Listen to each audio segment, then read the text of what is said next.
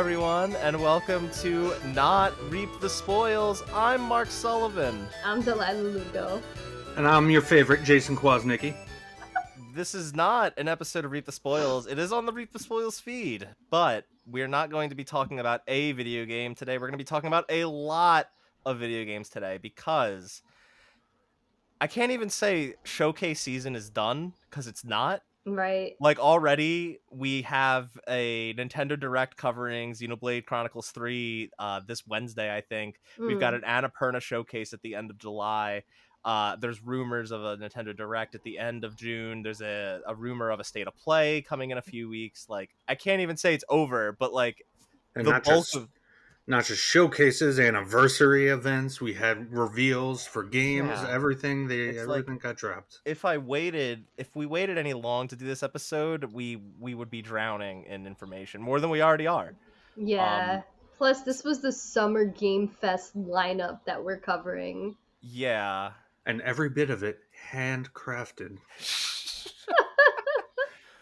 So, this is not Reap the Spoils, or at least not Reap the Spoils for a single video game. We are going to be spoiling the Summer Game Fest crazy mess Not extravaganza. E3. What's that? Not E3. Yeah, not E3 E3. Not E3 2022. Or as I like to call it, Geoff Keighley's Comedy Power Hour. Geoff Keighley's Boogaloo Electric. Yeah. 2. Some people have been calling it Key 3, which I think is really amusing. And good on Geoff for filling the void. He was really cheeky about it. No Doritos. No Doritos. I should have gotten some Doritos for this. I got a beer. I got the Super Mash Brothers beer from Stable 12. Been back having some fun. But yeah, like when E3 was like officially canceled and it was kind of up in the air for months at the beginning of the year. Like, once E3 was officially canned for 2022, Geoff Keighley, like, immediately, he wasted no time, was like, Summer Game Fest starts on this day. And it's like, damn, Geoff, like, no fucking chill. You know that meme where, like, there's the guy kneeling down at a tombstone and he's, like, got his hand That was Geoff at the tombstone of E3. So, yeah, we're just going to talk about our thoughts, kind of going back to the good old days of other podcasts we've done, Analog Report, just like talking about the news and talking about some shit. Yeah. We like to do these, once or twice a year for you guys, just to hear us talk about not just one thing. So, spoiler alert, there's like one trailer I can fully remember, and then everything else was kind of like a blur. Yeah, I mean, we'll try to talk through it, jostle some memories, and we'll have a good time, a good conversation. Let's start off with the first thing that happened this month, which was the PlayStation State of Play, focused on third parties and VR titles, PSVR 2 titles specifically. I just love how this showcase just started with a date. Like, that's the very first thing. And you know what? It was so stupid because I thought for a second my brain forgot that this was focused on third party games and God of War. No, I thought it was The Last of Us remake, or as we now know it, The Last of Us Part 1. Just the definitive version. Before I started hearing the Spanish guitars, I just heard a guitar and I was like, oh, this sounds like Gustavo Santalayo. Jeez, I can't pronounce his last name. The composer for The Last of Us. I thought maybe like it was that his music. And yeah, then it made way more sense when it was revealed as Resident Evil 4, the remake. Yes. How'd you guys feel about that after seeing a little bit of it? So I was super excited about it because anytime we have a new Resident Evil game, whether it be a new iteration like 7 or 8 or a remake, it's always great. With the exception of 3, which was still good, it just cut out a lot. Yeah. So for me, it's just like, well, from what I remembered, because I only played a little bit of Resident Evil 4, what I remembered was that the game didn't really need a remake, but I actually started replaying it, and I could kind of see in places that it does, playing it again. Are we gonna fight Delaila? like there's moments like where like Leon could maybe move and reload or like move and shoot instead of like being stagnant, and there's certain like texture things like the game's very brown, like very sepia, and I feel like the remake could really like doll it up a little bit while still keeping it kind of like, you know, keeping the vibe that it's going for. Also, like, change the mechanics with Ashley. Like, maybe she can hide in a fucking bin by her goddamn self. I mean, I'm not gonna go into like a whole, you know, tirade about it, but I do see, like, replaying it now, I could see how a remake would be beneficial. And plus, like, honestly, like, more Resident Evil, I'm not upset. I can never be upset at this. It looks good. Jason, I know you and I have similar feelings about this game. So we talked about this. I mean, all of the remakes they've been doing have been very much in the spirit of Resident Evil 4, adding similar mechanics, or in terms of the moment-to-moment gameplay, spliced in with, you know, some of the spirit of the original games, the more pure survival horror elements that, arguably, let's be honest, Resident Evil 4 wasn't really a survival horror game. It was more of just a third-person action game. That being said, Resident Evil 4 is one of the few games I would call a masterpiece. So I'm very hesitant on a remake of it, especially like the one thing I was afraid of the most, and they specifically said it, which made me even more afraid now, was that they wanted to make it darker and have a more serious tone, something to that effect, which is the exact opposite of, in my opinion, the soul of that game. The soul of that game is the cheese, the big cheese. Some may say. Cheese. Some may say, yes. Mark knows exactly what I'm talking about. But you know, villains like fucking Salazar. That was the Count of the Castle. Mm-hmm. Stuff like that. Just it's what sticks in your brain after all these years of re-releases of this game on every platform that I absolutely did not buy. Wink, wink. Yes, I'm sorry. I shamefully admit I bought the game. What, 4 or 5 times at this point? I easily on the shelf behind me have at least 5 copies of Resident Evil 4. It's a testament to the quality of that game. I don't think it needed a remake. Right. And I dread the changes that they look like they're gonna make. Yeah, it's a strange one because like they remade Resident Evils 2 and 3. You know, they also remade Resident Evil 1, but that was back in the early 2000s for the GameCube, and that's like a super loyal remake. Same with the fixed camera angles, the same control scheme, just like really touched up and with new content, new mechanics and whatnot. It's kind of in a different camp. But when they remade Resident Evil 2 and 3, like they were made in the shadow of Resident Evil 4. Right. They were made as over-the-shoulder third-person shooters. Totally. They took a lot of inspiration from that game. And tons of games have taken a ton of inspiration from that game. And like Delaila, you bring up some really interesting, good points that I won't argue with. But I still also completely agree with the sentiment that it's a masterpiece. Like that original game stands so well on its own. It's a game I can infinitely replay, and it's a game that I feel for anyone new to it, like to this day, that game is over 15 years old. Anyone could pick that up and play it and have a good time and not have to complain too much about like some of the more aged mechanics. Yeah, no, it still plays really well. Yeah, and especially because the encounters are specifically designed around those mechanics. Yeah, and I don't disagree. Like, you know, obviously being able to move while you're aiming and shooting, being able to reload when you're not aiming. Like, I get it. I totally understand why those improvements could improve the quality of life. But it's going to be a very tricky balance, much more so than remaking 2 and 3.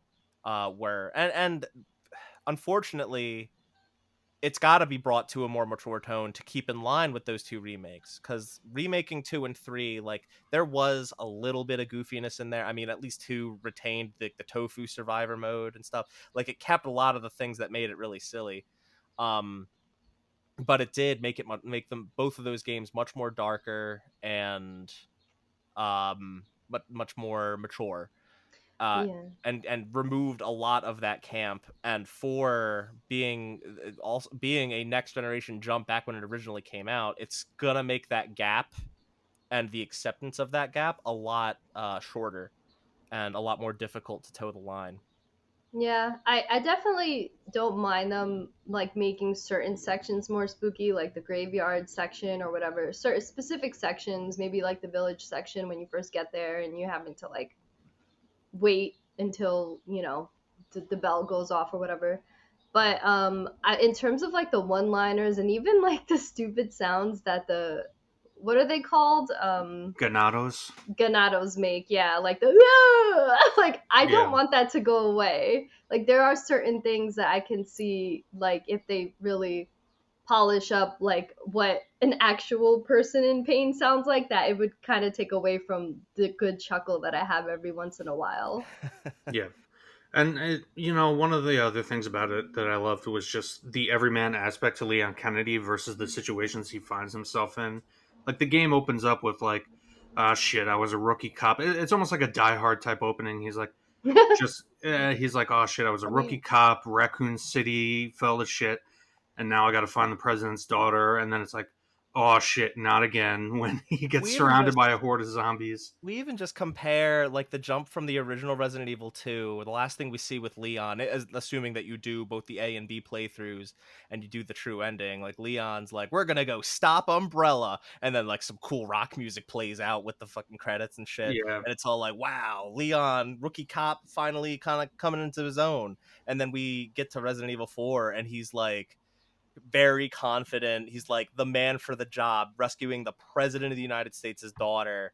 And like it's just the jump from that character. There's a lot of progression in that 5-6 year time span between the games. And this, so far, we're going from that mature Resident Evil 2 remake to Leon like remembering the Raccoon City incident. He's like, I'm not gonna let that happen again. And it's just like it's like a somber tone, and like it's very brooding. And he's like, I've located the little bird. I'm like, no. When he first meets Ashley, there's like back and forth banter, and it's like very silly. And I mean, hopefully he's at least a bit of a dork, If he doesn't bring up bingo once, I'm gonna be pissed. But yeah. The fact of the matter, we haven't seen a whole lot. The other thing I'll add about it is Capcom did do a showcase last week. At the time of this recording, it was last week, and they re-showed this reveal trailer, and then about 6 seconds of gameplay of Leon walking around the in the forest outside the village. And like it looks good, it looks really pretty, and like the gameplay looks smooth what little we saw of it. But like I don't. We'll talk about when we get to this Capcom showcase. I don't know why they showed that, because it really wasn't anything they shouldn't have even put Resident Evil 4 in it in that case. Or like if you're gonna like, don't even say you're gonna show gameplay. Just say it's coming. Check out the trailer. It's exactly. Out. I mean, if anything, it would have been nice if they shadow dropped like one of their 30-minute demos that they they love to do. Yeah. Which like also pisses me off, and I hope they don't do that. I hope they just put out a demo and let people play it as much as they want. I hate when they do these like timed demos where you can only play it for 30 minutes and then it locks you out, and you gotta like, if you want to play it again, you gotta like log in with a different account. It's so stupid. But anyway, so moving on from Resident Evil 4, one more Resident Evil thing that I definitely want to talk about is Village is going to be playable in PSVR 2. We'll talk more about Village once again when we get to the Capcom showcase, but this really excited me. Yeah. And other PSVR 2 news was a new Walking Dead game coming to PSVR 2, No Man's Sky, and Horizon Call of the Mountain. They showed more footage of actual gameplay footage of that game. Did any of this stuff kind of sell you guys or entice you to want to go get PSVR 2 when it comes out? Yeah, I would say just Horizon, Resident Evil 8, and knowing that Resident Evil 4 is also going to get it is enough in itself to sell me. Like seeing a tall neck in VR sounds like a really cool concept. Regardless of how we felt about like Horizon Forbidden West, it's still a very pretty game, and I feel like VR could be a really good showcase for that kind of game. And like my biggest concern about that game was when they first showed it, I was worried it was just gonna be a safari, Yeah. Like you were just going to sit in the boat and be able to look around and see the animals, but not actually be able to interact with them or actually do anything meaningful. But no, this completely broke that for me. Like Yeah. you were doing climbing, you were doing actual combat, and doing actual things, and I was like, oh, okay, so this is going to be an actual like Horizon video game in VR. That's really cool. Yeah. Jason, PSVR I mean, 2. I've never been a VR guy. Like I haven't touched the original VR. VR two, it's and the fact that they keep showing VR stuff kind of surprises me because I didn't think there must be some sort of market for it where they are making money off it that they keep coming out with these. Well, to be fair, a lot of them are big titles that they're kind of transposing into it, probably at lower cost because they already have all the assets and whatnot. Yeah. But it just surprises me that the VR stuff keeps coming out all over the place. Um, I wouldn't have expected there to be as much of a market as I guess there is for it. I mean, the good news is like VR is already like an inherently niche thing right now. Because on top of the VR hardware, you need hardware to run it typically, with the exception of something like the Oculus Quest, Right. where it just kind of runs independently. Um, but like what Sony's actually, much to their credit, they are trying to support it with like first party titles, quality first party titles. Like the original PSVR, Astrobot Rescue Room, that was one of my favorite games of that year. That game was so much fun. It was a fantastic game. It was a fantastic VR game. Um, so they are trying to they're putting out this hardware and they're actually trying to support it much more frankly than they did with the Vita. But at least with PSVR, or at least with VR in general, they don't really have Nintendo to compete against. Yeah. Which is very good for them in the handheld space. There's no beating Nintendo, but with VR, the Vive, the Quest, they don't have the same kind of like first party output that PlayStation has had and could have in the future. Um, PlayStation's actually really dedicating studios towards making content for that platform, and Yeah. it's working. It worked for PSVR, and again, like it's a niche market. So Well, the people that are fanatics are going to buy it. But I do think because I see a lot of negativity, or not negativity, but just like indifference to VR from a lot of older gamers, especially like a lot of commentators on YouTube are kind of like, it's VR, whatever. Not going to touch it, not interested. But just anecdotal evidence, like I was talking to a cousin of mine who's 15, the younger up and coming generation. He was talking yeah, about how he had just saved up enough money and they're getting a VR set. So like maybe this will be a thing for the up and coming generation, and it yeah, won't be as niche as it is now. Yeah. And maybe that's kind of Sony's long term strategy with it. I was yeah, the same as you too, Jason. Like I didn't really care about VR, but I feel like them showing like all these games that are pretty popular, or that, yeah, like basically Horizon, No Man's Sky, Resident Evil. Whereas last time they announced VR, the only game I was really interested in was Resident Evil 7. So now it's nice to see that they Right. have like a good starting lineup, and like since they already have the backing of like Astrobot and Beat Saber, like there's gonna be more games that come out. Hopefully Half-Life Alex will make its way over too.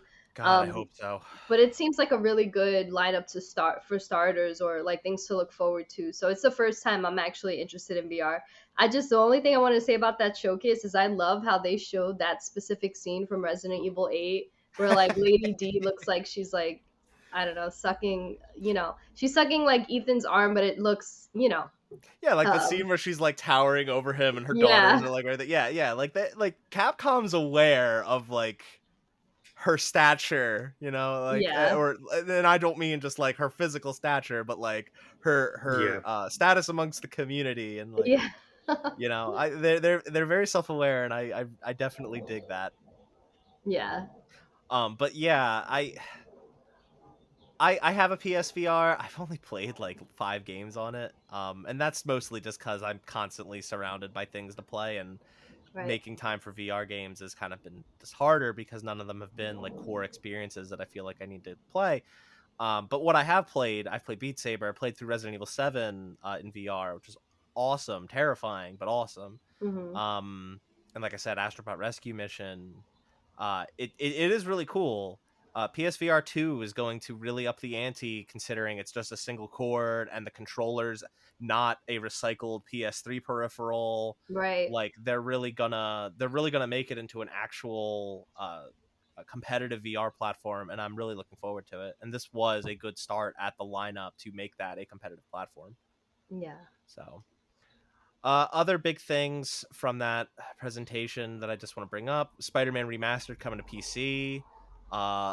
Someone sawed their Spider-Man PS4 Pro in half because of this announcement, which That's I thought ridiculous. was You're a fucking idiot. fucking pathetic. Saw yourself. No, just kidding. If you listen to this show and you're like you're a diehard PlayStation fan and you got upset with this news, I feel sorry for you.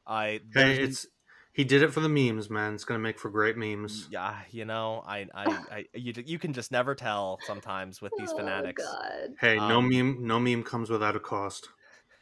Like, there's nothing wrong with more people getting to play a good video game. That's been out for a while. That's been out since 2018. Let's not give more money to these properties so they can make better games for us. Right. Fucking ridiculous. Anyway, couple other things. Stray coming out in July, and it'll be a PS Plus game. I'm very excited about Stray. Yes, me too. It looks really good. This is the cat game. This is the cat game.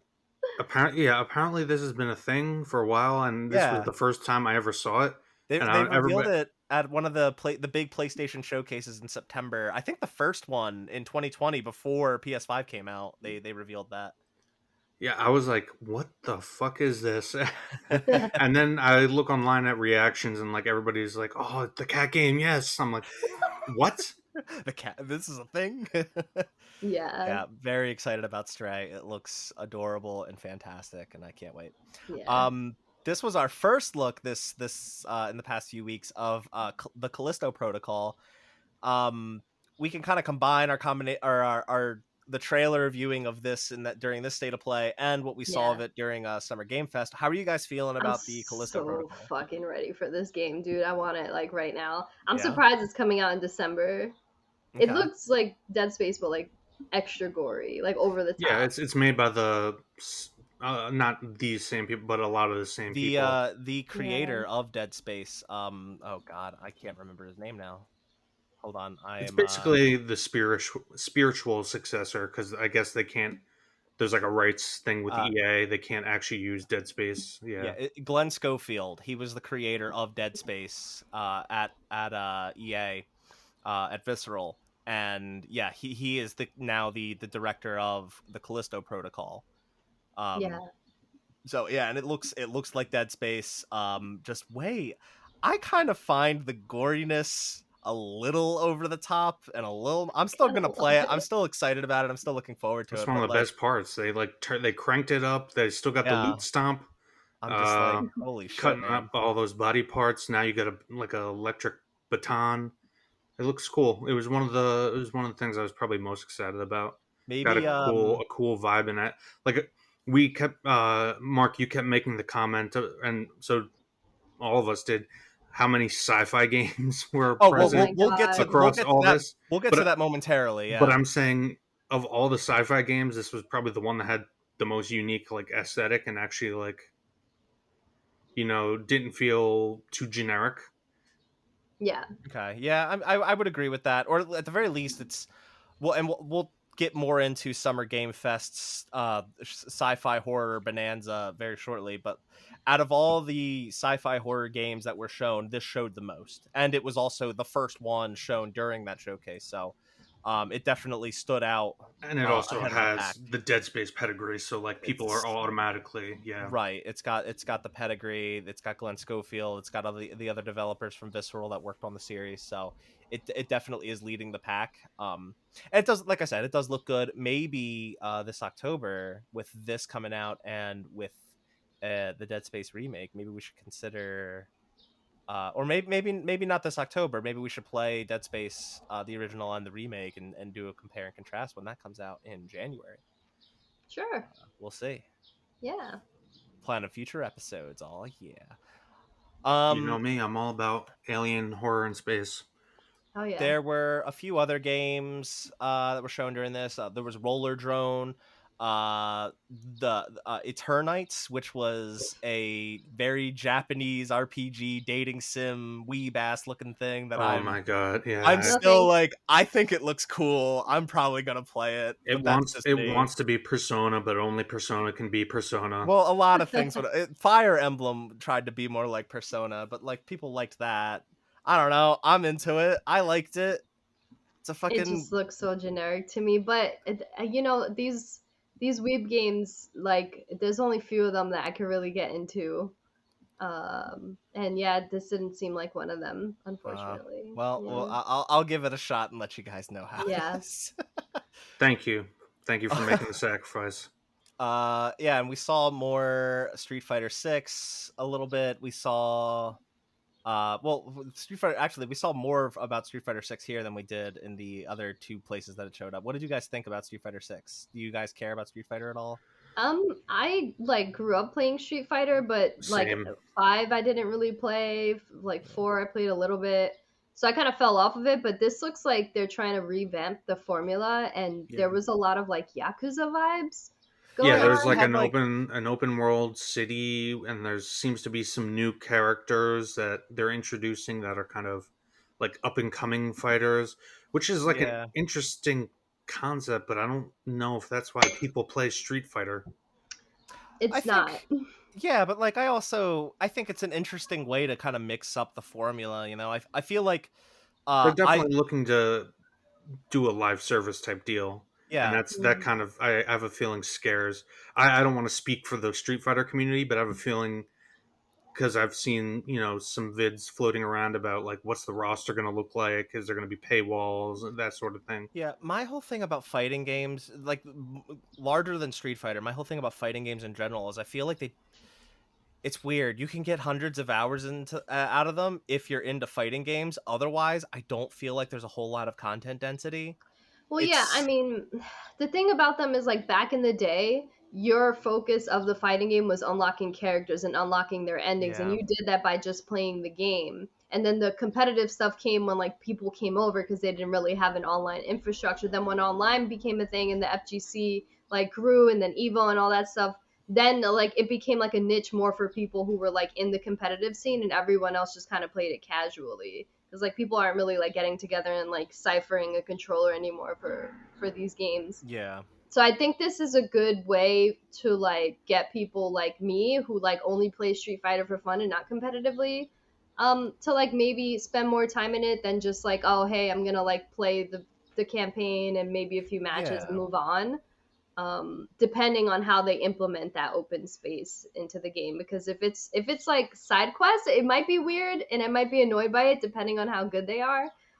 But also like, it could be good, but it could be bad. Like it could just feel like a waste of time also. I'm imagining this is this is a really weird kind of embarrassing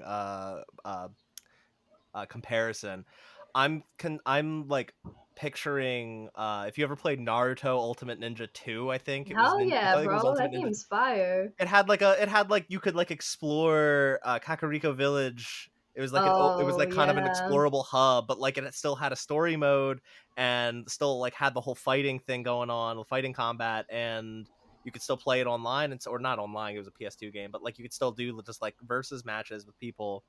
I'm hoping and picturing something like that. That would be cool. That would be cool. And like something like that would get me to consider, checking it out. Like what I saw, I didn't feel was unappealing to me. Whereas if it was just another normal Street Fighter game, I wouldn't pick it up. Like I would never consider picking up 5, because as far as I know, 5 is just a flat fighting game, and that's kind of it. And I don't really. And that's probably the idea behind it, is that they're trying to expand. Because if you think about it, at this juncture, when it comes to classic fighting games like Street Fighter, like Tekken, like Virtua Fighter, Soul Calibur, they've kind of got an established audience. And in terms of the younger generation, the up and coming generation, the only fighting game they probably ever touch is Smash. So and that's like by a lot of fighting game people, that's not even considered a true fighting exactly. game. So they're probably trying to expand the market a bit with this. Yeah. And frankly, like going back, that's why I actually like and enjoy Smash. Because there's tons of content density. It doesn't feel like it's the same thing any time and every time you play. And there's just a ton to do in that game. Like if you really want to dig into it. So yeah, I'm hoping Street Fighter 6 is something inventive and neat, and gets me to maybe consider checking it I out. did really like the Ryu design. Yeah, Now that he's got Daddy Ryu. he looks like he's like old man Ryu. Yeah, And yeah, he's Daddy like Ryu. yeah. I like old man Logan. You don't want to call him Daddy? No, because he's the master. All right, so the state of play ended with like 3 little indie titles. It ended with Tunic, which is coming out on my birthday, which is an exciting birthday surprise. I haven't played Tunic on Game Pass. I've been meaning to, but maybe I'll just hold out and get it on PS5. Get those sweet trophies. Season, A Letter to the Future. Some people were excited about this one. I feel like I need to know more about it. Yeah, it didn't appeal to me. Yeah. Every reaction I saw, they're like, what? No. And then the last little indie title they showed, it's a small little title, Final Fantasy 16, coming out summer next year. Jason, we were freaking out about this. I find it hilarious that Yoshi P always feels that it's necessary for him, even when it's something like this where like they could have just shown the trailer, but he feels it necessary to preface the trailer with like him in a video talking about it. And it kind of confused me because he said like, we'll have more details after the trailer, but then there was nothing. Well, so I think there might have supposed. I don't know. No, what he said was now that they're showing the new trailer, now they can do interviews and media tours and actually talk about the game publicly. Because before, any information we got was accidental information. Yeah, like he mentioned in an interview with Uniqlo, because Uniqlo had a Final Fantasy 35th anniversary collaboration with a bunch of Final Fantasy t-shirts. I bought the majority of them, don't worry. The only reason I didn't buy all of them was because they sold out, and I'm really trying to get them. But like he said in the catalog for Uniqlo that the game was basically done. And he said someone said in another interview that the trailer would be shown very soon, like in the coming months. Right. So like now that's what he was saying. It's not meant. When I said that, I don't mean it as a knock against Yoshi P. No, it's a funny it's just coming from Final Fantasy 14, the way those live updates go, and not even live updates, even just like a little tiny announcement. He always feels the need to like put out some sort of video. Dude, he's very detail oriented and like feels like he needs to have every single thing set. It's a funny personality quirk that you soon get to realize about him interacting with the community like that. And more than that, like he's just very open. He wants to be open. He wants to be honest. He knows people have been waiting for this and anticipating it.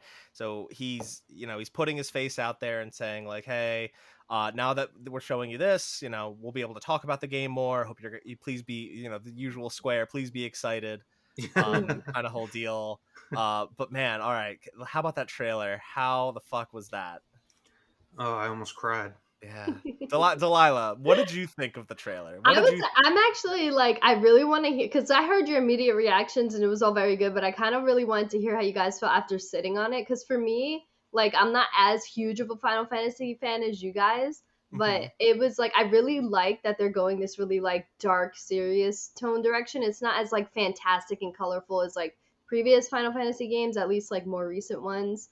And like the summons looked really freaking good. The only thing that I'm a little concerned about is the combat. Like it looks like it's influencing from Final Fantasy 15, but like cleaning it up a little bit. Well, here's the deal about the combat, okay? Yeah. I pulled up because I knew we were going to talk about some of the staff working on this game. I pulled up the development staff list that they put out after the trailer. The combat director is Ryota Suzuki, who worked on the combat for Marvel vs. Capcom 2, Dragon's Dogma, and Devil May Cry 4 and 5. So it's gonna be like you think it's gonna be like hack and slashy I mean, kind of. even from the trailer, you see like very Devil May Cry-esque combat. It's like really showing through. Which I like, which it gets me hopeful because if for those of you who don't know, go and listen to our Final Fantasy VII Remake spoiler cast. One thing I was not a fan of is the way I think the idea of trying to balance turn-based with action gameplay is a fantasy. It's they're never going to hit the magic mark. Final Fantasy. It's a Final Fantasy, yes. It's never going to be perfect, and in my opinion, the gameplay in the battle mechanics in 7 Remake were a bit clunky. So, like I said in that podcast we have, you either go one way or the other. And even if I would prefer going more towards turn-based, the fact that they're going to lean more towards the action side, like something akin to Dragon's Dogma or the Souls series, which is an RPG, but it leans into the moment-to-moment action combat. That excites me because I would rather have a clean action combat system with RPG elements underneath it than, the trying to hit a middle ground that you're never going to hit because you have clashing design objectives. Something I don't think I thought to bring up during our Final Fantasy VII Remake episode. How do you feel about 12 and that game's combat? Because that it's an ATB combat. It just happens in real time. Yeah, okay. It has a lot of, or 7 Remake took a lot of inspiration from 12's combat in the system where you can still stop combat and put in your commands. And I get your criticisms of 7 Remake. I think it did, the combination of action and turn-based much better than you do, but I just wasn't sure how you felt about 12 because it is kind of similar, and 7 Remake definitely took inspiration from it. I kind of felt like 7 Remake did it the best out of all the games I have tried, so okay. I wouldn't have been opposed for 16 adopting that style, but because we're getting so many parts of 7 Remake, I kind of like that they're deviating a little bit. Like, one thing that I appreciate about Stranger of Paradise, and you can listen to the episode too, is just like how cool that combat system mixed in with the like core Final Fantasy elements. And I feel like if this game could capture that with like the hack and slash style, it'll just be something different, which is good. Like, you don't want turn-based all the fucking time. Maybe some people do, but for me personally, like, I don't mind turn-based, but I don't want every single iteration to be the same. I like that Final Fantasy is kind of experimenting with different combat styles. Yeah. And frankly, for a long time, Final Fantasy the combat was pretty much the same. There were small like evolutions to how it worked here and there, but overall from 4 through 9, it was the ATB system. Again, with some deviations here and there, but it was the same core combat design through those 6 games. So yeah, starting with 10, they really did change it, or like work to change it up every single time. And now, unfortunately for some, it doesn't seem like Square's ever going to bring Final Fantasy back to a true turn-based structure. I don't mind that too much. I'm okay with more action, fast-paced combat. And like I said, I'm really looking forward to seeing how this turns out.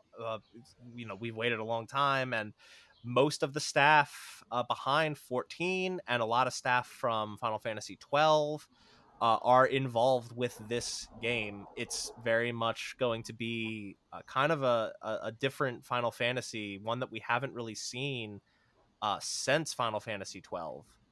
At the end of the day,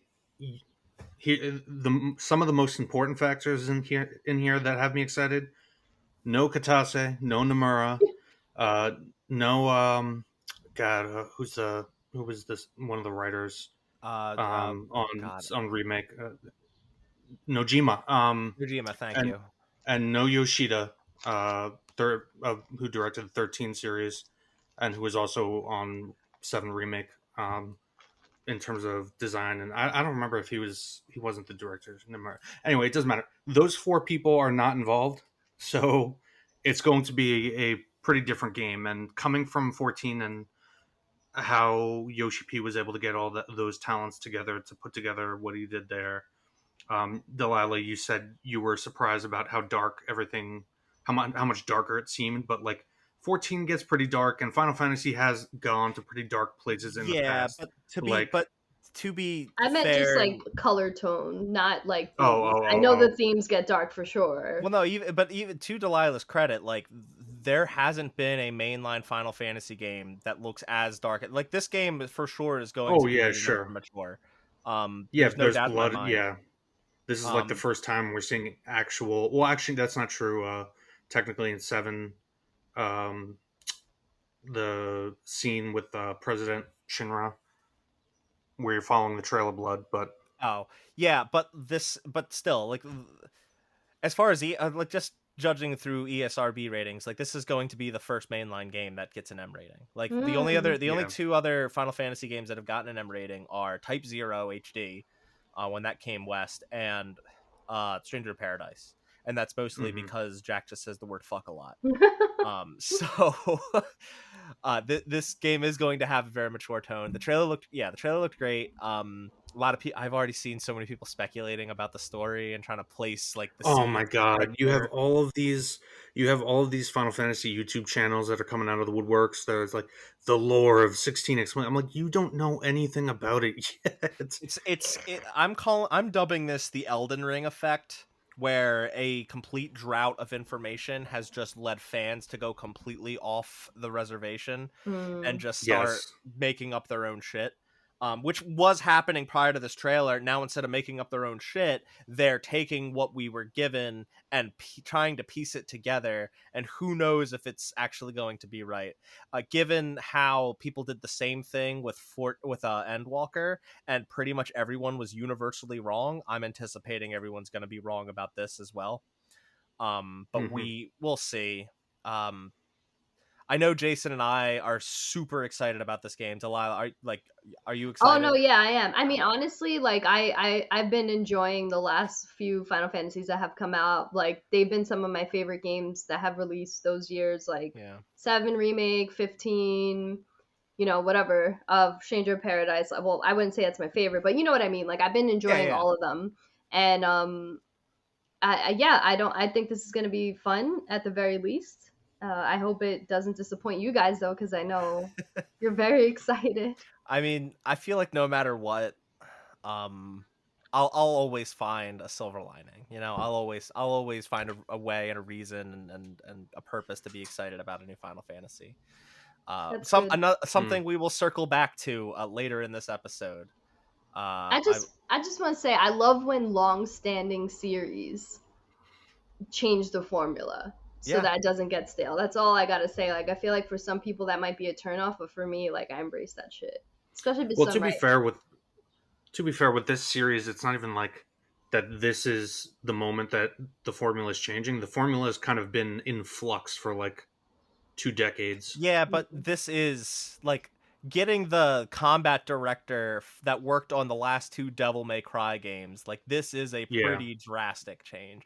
Like looking at that combat and comparing it to Final Fantasy 15 does a disservice to this game's how this game's combat is looking.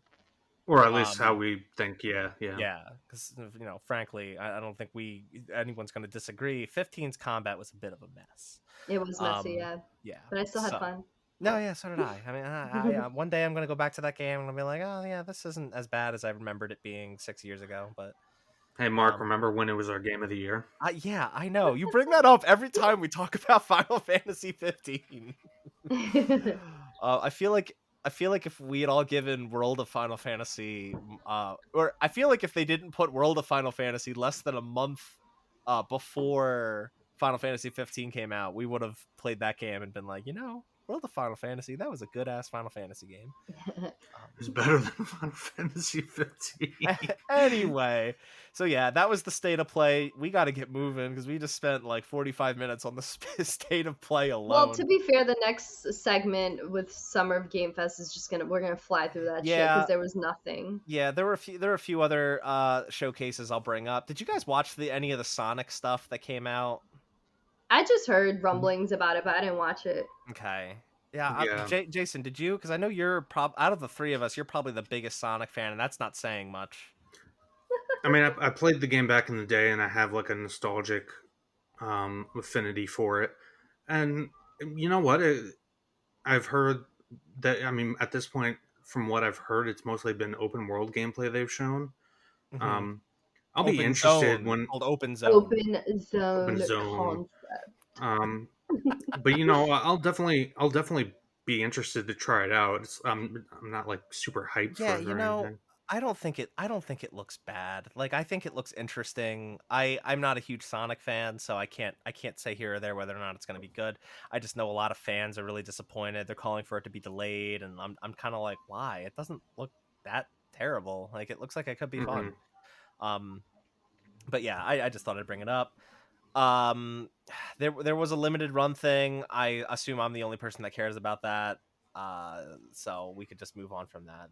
Their big thing to close on was that they're publishing the Switch physical version of Doom Eternal. So other than Huh. that, there were some really niche games that they're going to be publishing on physical, and yeah, I'm probably going to be spending more money than I'd like. Um, we could just skip Upload VR. I watched like about half of it, and nothing really caught my fancy. So yeah, we could just go right into the next big kahuna, which was Geoff Keighley's Comedy Power Hour, the Summer Game Fest showcase. So I don't want to go through every single game on this list.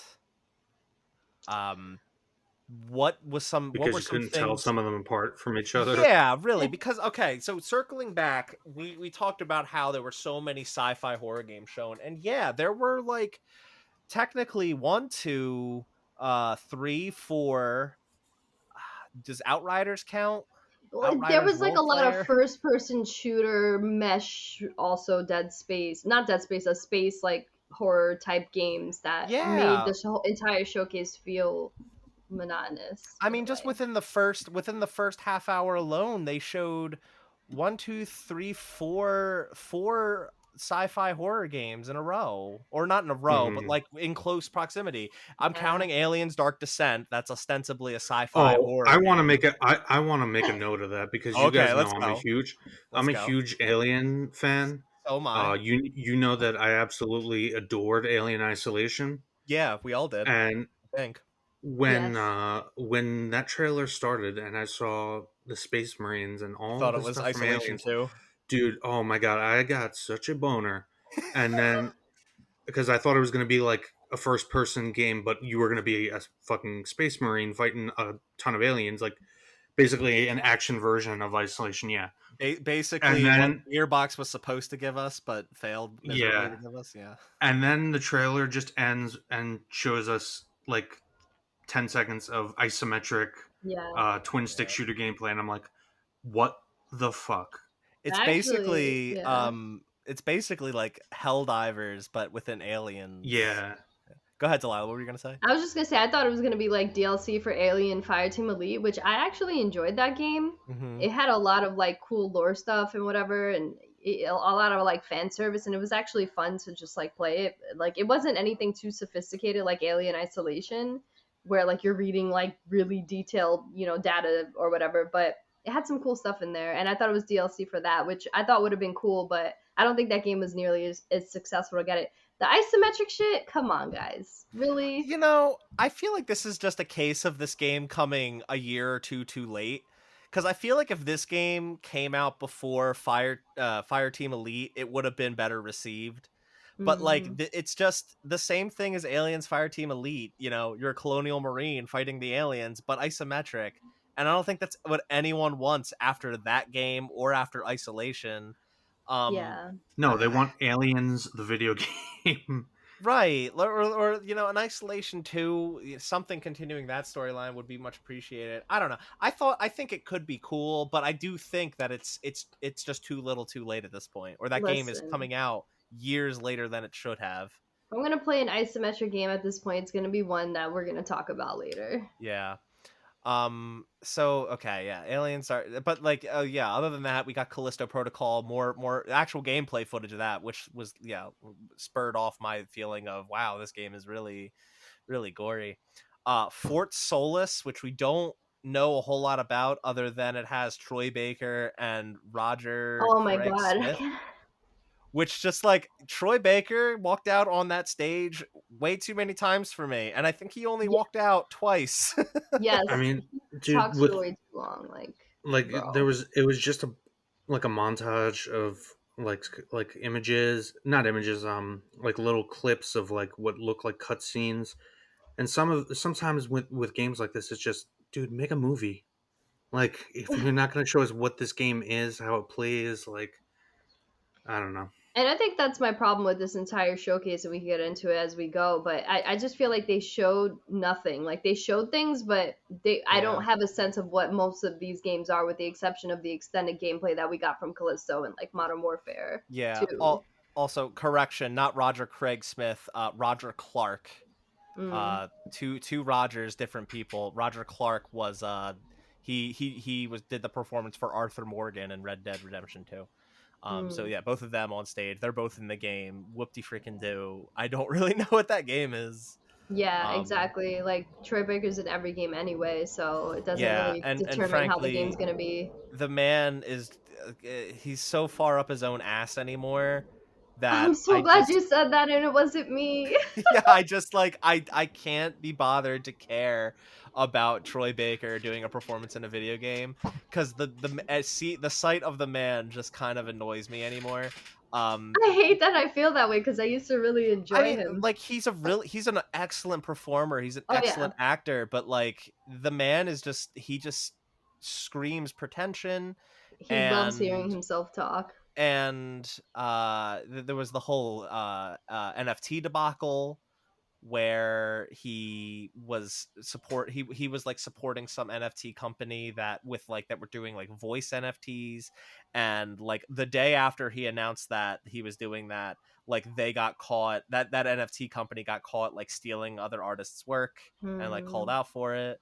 And he, like, you know, when he announced it, he was like super pretentious about it. It's like, you can like, you can join me, you can hate me, or you can join me. Yeah, you can hate or you can create, or something like that. It's like, I didn't even care. Like, looking at him, I don't even think about the NFT stuff. The fact that he got more stage time on this show than like the video games really is what bothers me. Because he just wants to tell his stories. Yeah, and he has a podcast. Like, why didn't they could have added another 5 minutes to that Call of Duty showcase, and I would have rather watched that than Troy Baker. Same. I don't want to shit on Troy Baker. I don't mean to shit on Troy Baker. And like I said, I think he's a fantastic performer. Just him as a person is kind of and we don't really know him as like a person, which is how he presents himself. Exactly. Yeah. And yeah, the other sci-fi horror game was Routine. It's apparently a game that was revealed like a decade ago and is now like revived. Oh, really? And, yeah, that looks creepy. It looks pretty cool. It's just we didn't see a whole lot of it. Yeah. It also it looks a lot like Alien Isolation. If that's the one you're talking about. Even the robot, they kind of look like the synthetics from the androids. Yeah, the androids. Yeah, but like I said, apparently it's a game that was announced like a decade ago, so I think they were kind of just banking on like, hey, Routine's back, guys, and a lot of people did admittedly get really excited for it, so that's pretty cool. Can we talk about how weird The Rock's video? Oh my god, another one. Geoff Keighley's got to get money somehow, and this does come down to like the biggest problem. His Dorito little thing, I guess the well dried up, so he's got to go to The Rock. Yeah, this comes down to like the biggest issue I typically have with Geoff Keighley Productions, is that they are like, he's got to fund it somehow, and he always has like these very awkward like celebrity promos and very obvious ads. Like, we had an ad later in the show for Fall Guys, and it was just like such a bizarre commercial for the game going free to play, which we've known about for like at least a month now. Right. But like, yeah, this ad with Dwayne "The Rock" Johnson coming on in the gym with his shirt off, being like, "I'm having my energy drink," and talking, and everyone was just like, "This is incomprehensible." And then it shows like a brief clip of him as Black Adam in the upcoming Black Adam movie. And they showed the same trailer that was already released. Yeah, like it. Like, I feel like he did tone it down with the ads this time, which is good, but Except this time he didn't really show anything that I gave a shit about. Like, I felt like this was supposed to be like the spectacle of the summer, and it was the worst of everything that I saw. Yeah. Let's talk about Stormgate, the the game coming from the ex Blizzard devs at Frost Giant Studios. It's like a blend of sci-fi and fantasy, and I found out during the PC gaming show that it is going to be like a strategy game, and similar to StarCraft. It's StarCraft. Warcraft. Yeah. Jason, does this interest you as a big Blizzard fan? The aesthetic is what I mean. Gameplay wise, maybe I would have to play it, but like the aesthetic doesn't appeal to me, and really at all. It looks very generic. Okay, Delaila, what about you? Yeah, it didn't appeal to me. Maybe if I saw more. Okay, yeah, they did go into it a little more during the PC gaming show, which I'm kind of like, well, it like that's kind of the problem with a lot of this event in particular, the Summer Game Fest, is that like some games have multiple showings. Like the Summer Game Fest actually started off with Street Fighter 6 again, with Guile being revealed, and I'm just like, and then Capcom like showed a little more Street Fighter 6, and I'm just like, well, what if someone doesn't want to watch everything or doesn't have time to watch everything? They're missing out some of these core pieces of information for this game. So like when it comes to Stormgate, like there was the reveal trailer during the show, and then Summer Game Fest or PC Gaming Show actually showed a little more and had like talks with some of the developers working on it, and it's like, well, what someone, I'm not really into PC gaming, but what if I was interested in that game? I wouldn't have known to tune in and check that out and gotten more information about it. It's just, I brought up at the top of the show, like this is kind of a mess, and it shows with games like this and some of the other games that we have talked about and will talk about. Yeah. I thought American Arcadia looked really cool. That's like the Truman Show looking game. Yeah. I mean, it seemed like another, like what was that? The season game, like a. It's not that I didn't like or I had negative feelings. It was just kind of like whatever. Indifference. Was that the one where you could like play it co-op up to like 8 people and like you can all like cry together or whatever? Like, no. Oh, okay. I'm sorry, I'm confusing it then. No, it's okay. No, this was the one. It was kind of like bright. It had like a 1950s or 60s aesthetic with a guy that they're like, it's like Truman Show where like his whole life is being filmed and he's trying to escape and someone is trying to help him. And it seems like kind of whimsical and kind of like it has like a sarcastic tone to it. I thought it looked pretty neat. At least it seemed original. Yeah. What else? Marvel Midnight Suns, that got a release date and has Spider-Man and Venom coming to it. I don't know. Oh god. I this one almost seems deceptive to me because this is like a fucking card game, isn't it? I think so. I think it's supposed to be, and it's got like a full RTS or something. It's a strategy game from the makers of XCOM. It's Firaxis, right? But I do think there's some card systems involved with it.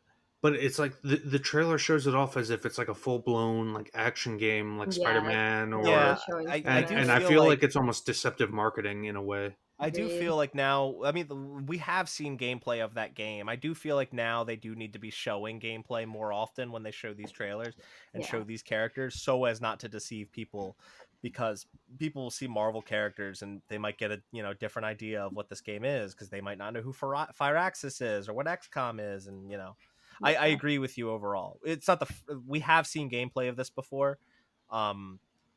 And I think it still has the card system, even though people were really critical of that. But I just thought the end of the trailer was tricky and fun, kind of poking a reference at Spider-Man 3 with the church bell. Yeah. Right. Thought that was entertaining. Did you guys get psyched out by Goat Simulator 3? Yes. Thinking it was actually Dead Island 2 being re-revealed? Hell fucking yes, I did. I was just confused. So for any listeners that might not know, Dead Island 2 was revealed in like 2014, with a trailer where a guy like is like out in California, puts on earbuds and he goes for a run, and as he's running, people are getting attacked by zombies behind him, and he's just none the wiser. So this trailer started up, and it was the same thing, but then a fucking goat comes in and headbutts someone into the bay, and very clearly like poking fun at that reveal.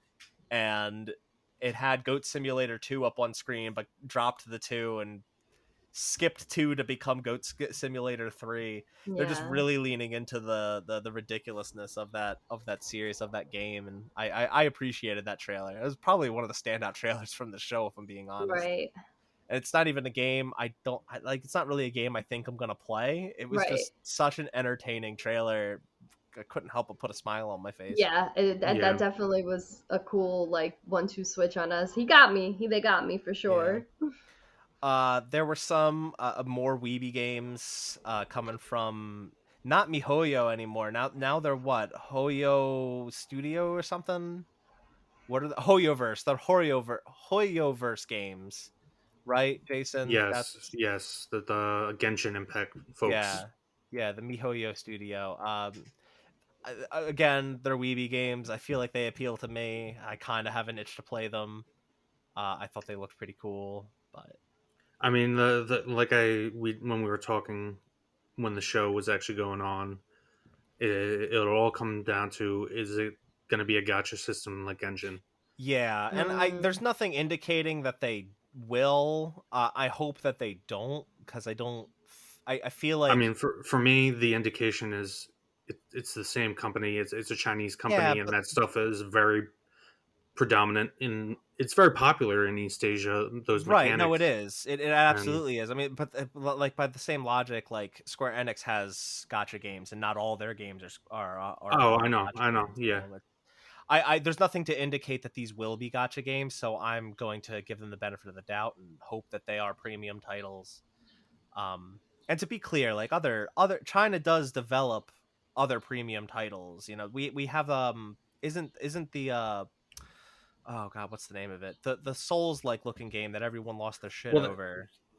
That's like adapting Journey to the West. It's like Wukong. Is that the one? Oh, Black Myth Wukong, yeah. Yeah, Black Myth Wukong. I believe that's developed in China.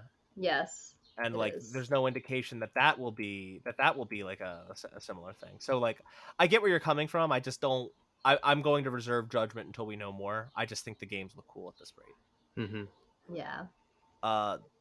I would assume if of the three of us, Delaila would be the one potentially playing this game. Oh no, I think I saw you tweeting that you were playing this game.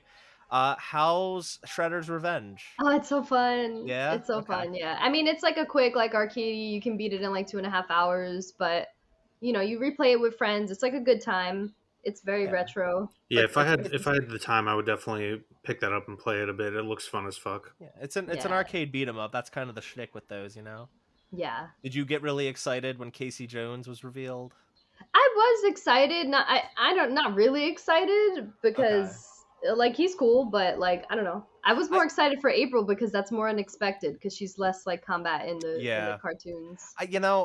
When I saw this trailer, because I know next to nothing about Teenage Mutant Ninja Turtles.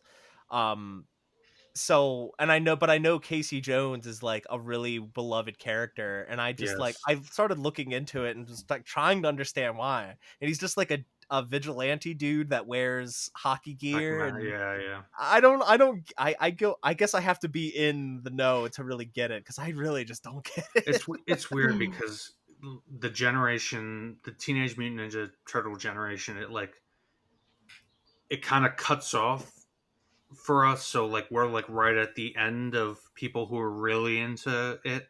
Okay. So like I was never really into it either, but I am familiar with like the movie and some of the cartoons.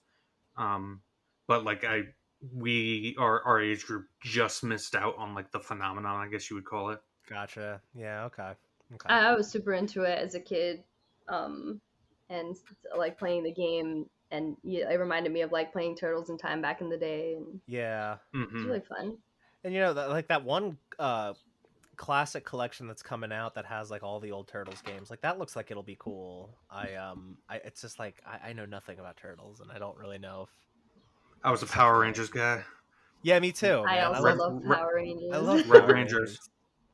Where's our Oh, cool like side-scrolling arcade beat 'em up Power Rangers game? Dude, it was probably made in Japan because Power Rangers is based on a Japanese show. Yeah, no, I know. There was a Power Rangers game that came out a couple years ago, but it was a fighting game. Yeah, I don't know.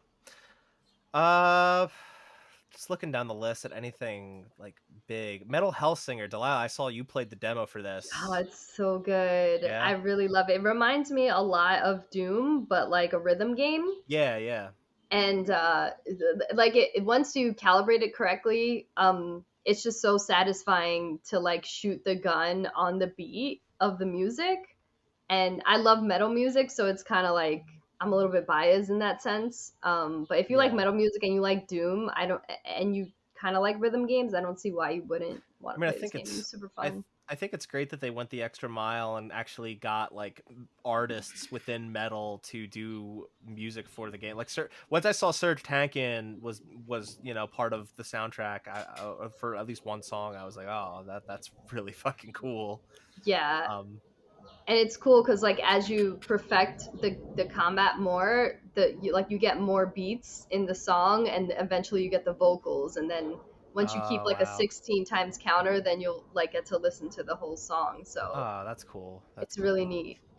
Apparently, it's heavily inspired from a game called BPM, which I never played, so I can't really speak to it. But I remember hearing about BPM last year, and I thought that game looked really cool. And the developers are super excited about this product. Like they literally came in my stream and were like chatting with me, and then like screenshotted my high score and like sent it, like sent a tweet on it. Like that, just like I'm like a small streamer. I had like 20 people watching at most. Yeah. And like for them to like just go into like different people's streams to kind of see how they're reacting to the game, it shows that they really care about it, and that's just not something you see too much. So yeah, that's really great. That's really cool. Yeah, shout out to that game. I guess the demo's still out, right? Yeah, well, I think so. I don't know. I haven't played it since if you released, but I'm pretty sure it is. If you like metal music, go check that out if it's still available, or check out the when it comes out. I think it's coming out in September. If I remember correctly. Cool. It's also something unique, which is always nice to see. Yeah. A couple things towards the end. There was like the Saints Row Boss Factory demo, which I thought, oh my god, like they're really trying to get a public 180 on that game and get people more interested in it by showing, hey, it's still a Saints Row game. It's still ridiculous. I remember people were not happy with the reveal. I remember back in the day when the one Saints Row game was announced with it was like the sci-fi one. I think it was on the 360. Yeah, and I remember people getting annoyed. I remember people getting annoyed about that. Now I can only imagine announcing this back then. Like it's really time for that series to just go back to basics. Yeah. Well, the thing is, like, there's a big split with Saints Row where like the first two were like just GTA clones. Yeah.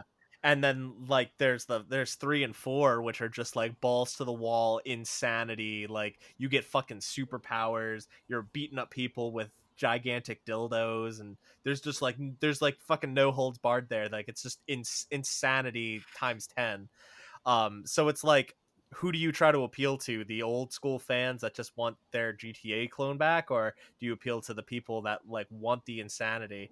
And like when this game was revealed, it seemed very like a cast of, I don't know, Gen Zers. Yeah, they were trying to like go like a Borderlands kind of route with their theme. It's not even like Saints Row anymore. It's like it's like the purest example of attaching a title to something simply to cash in on the name.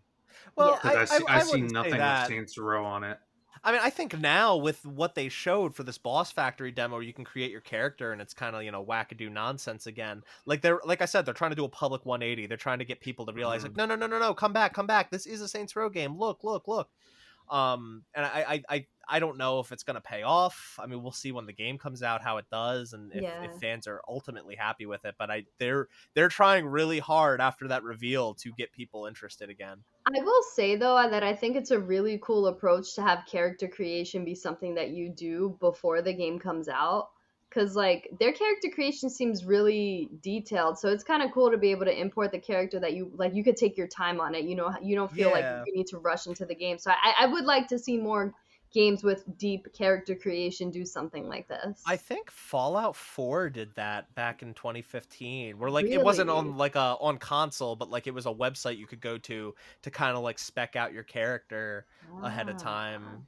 Like not that I don't think you could do the full character customization, but the spec. They had a sheet. Yeah, it was like you could like spec out a build ahead of time if you wanted to, and that is cool for the people that want to do that. I guess I don't knock them for wanting to do that.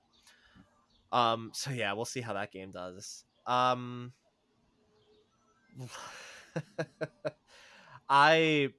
Layers of Fears. Oh my I think god, that is such a stupid title. First of all, go ahead. There with the like Silent Hill rumors that were happening, and then Bloober Team being here, and also like there was like a report saying that like Bloober Team's working on the new like Silent Hill or remake or whatever.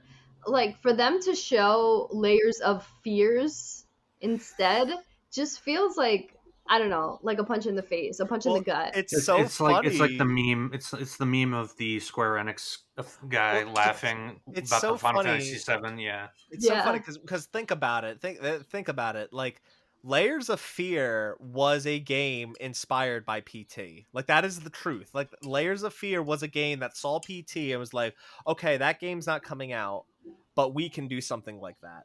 And they made Layers of Fear, and frankly, I think Layers of Fear is garbage. I think it's terrible. I did not like it one bit. I didn't like the DLC. I didn't like it at all. If you liked it, great. You got it much more than I did. I just think it has good atmosphere and sound, but some of the puzzles were just fucking annoying. Yeah, it's just like I feel like all you do in that game, like it's not like PT where you actually have to kind of do something and figure out something in order to get through. Like you could just keep walking and get through that game, and like yeah, it has like some okay atmosphere stuff. It's mostly jump scares. It just like it didn't really do anything for me. All the puzzles just culminated in like just walking into the room and waiting for the thing to happen. There was like the one phone puzzle where you had to like find the numbers and put in the right numbers and stuff. There was like the one thing where you had to look at the right thing in order to get it to activate. I don't know.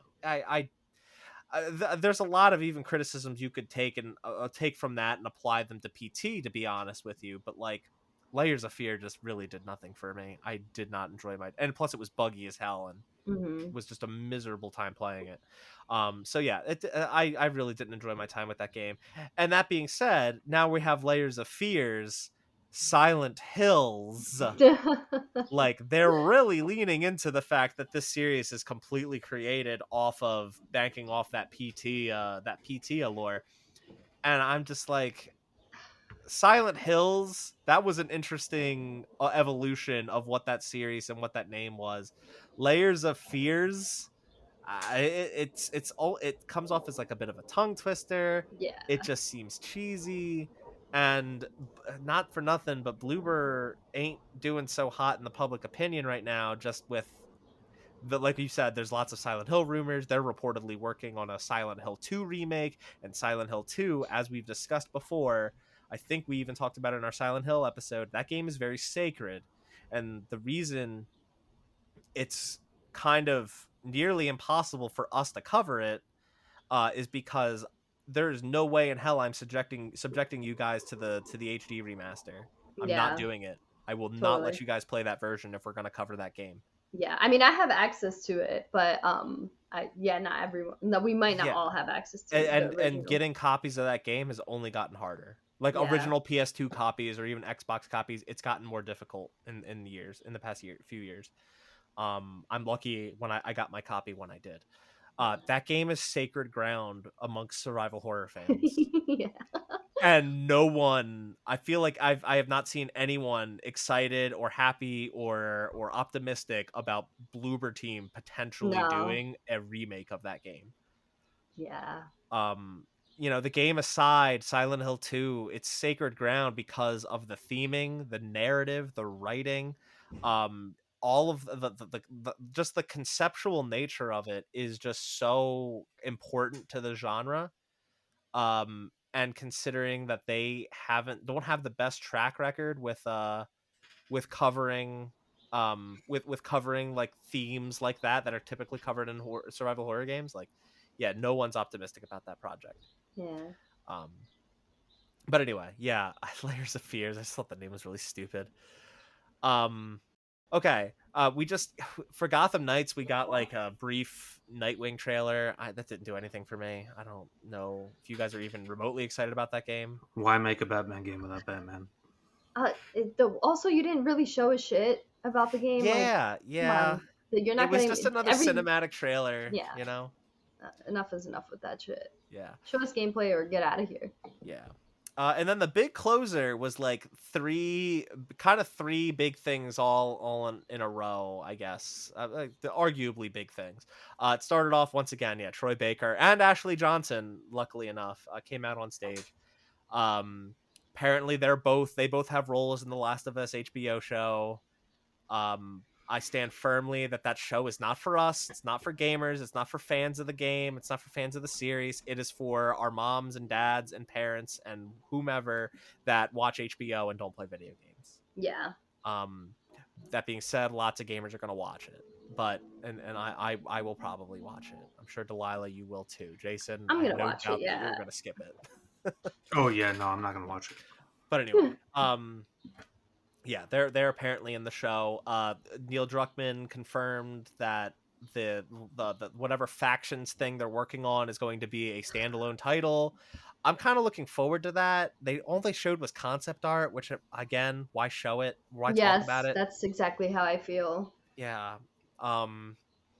But like I am looking forward to that. It's interesting. Like factions is a pretty beefy mode in the original game, and like it was cool. I really enjoyed it. Yeah, I had a lot of fun playing it. Yeah, so I'm looking forward to seeing whatever standalone thing they come out with, if it's going to have a story and be more involved and whatnot. But then the big thing to close off Summer Game Fest Showcase. That was already rumored. That was the worst kept secret. Yeah. A worse kept secret than Resident Evil 4 Remake was. Yeah, The Last of Us Part 1, which actually leaked earlier that day by the PlayStation Direct store.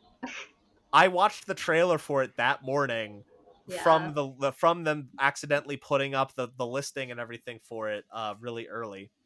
So yeah, it's just the game. It looks like it's the exact same game with the same cutscenes, the same dialogue. Everything is the same, except they replaced the models with more realistic looking models, touched up the graphics on all the levels and all the environments.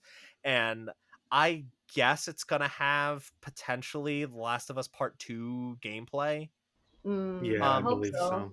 Which, like, that sounds really cool, except the level design. Are they gonna have to change the level designs for those areas? Because, you know, when you consider level design and gameplay mechanics, like the level design is kind of built around the mechanics that you have. So, like, are they gonna have to change any level designs to reflect the fact that there's like the ability to go prone and crawl under things and this and that, you know? I doubt it. Looking at some of the gameplay snippets that we saw in the trailer, the zones looked almost one for one. Well, we didn't really see much gameplay. We only saw like well, we did see like one or two like fights with like clickers or infected and whatnot. I think they were like cinematic clips, though. I feel like it's really hard to get. Maybe cinematic. That was my problem with the showcase, actually. Yeah. Maybe I could have sworn there was like one or two sequences, particularly one where you're in an area where there's like a bunch of shipping crates. It doesn't matter. I'm pretty sure they did confirm though that the Last of Us 2 gameplay will be. I know they're having like the haptics from the PS5 from the DualSense like involved, and I feel like, you know, it would be a good opportunity to introduce like the Last of Us Part 2 gameplay mechanics into the game if they're going to do stuff like that and go the extra mile.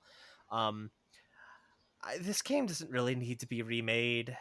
I replayed Last of Us 2 and it was fine. Yeah, we did an episode on it and like it was totally fine. Katie just played through it and like it still holds up. It looks like Neil Druckmann kept saying like this will be the definitive edition. I'm like, dude, the definitive edition, I have it on my PS4 right now. It's the fucking original game. Yeah. And like my biggest problem, I hate to put like I hate to do the value argument, um, but this is a $70 remake.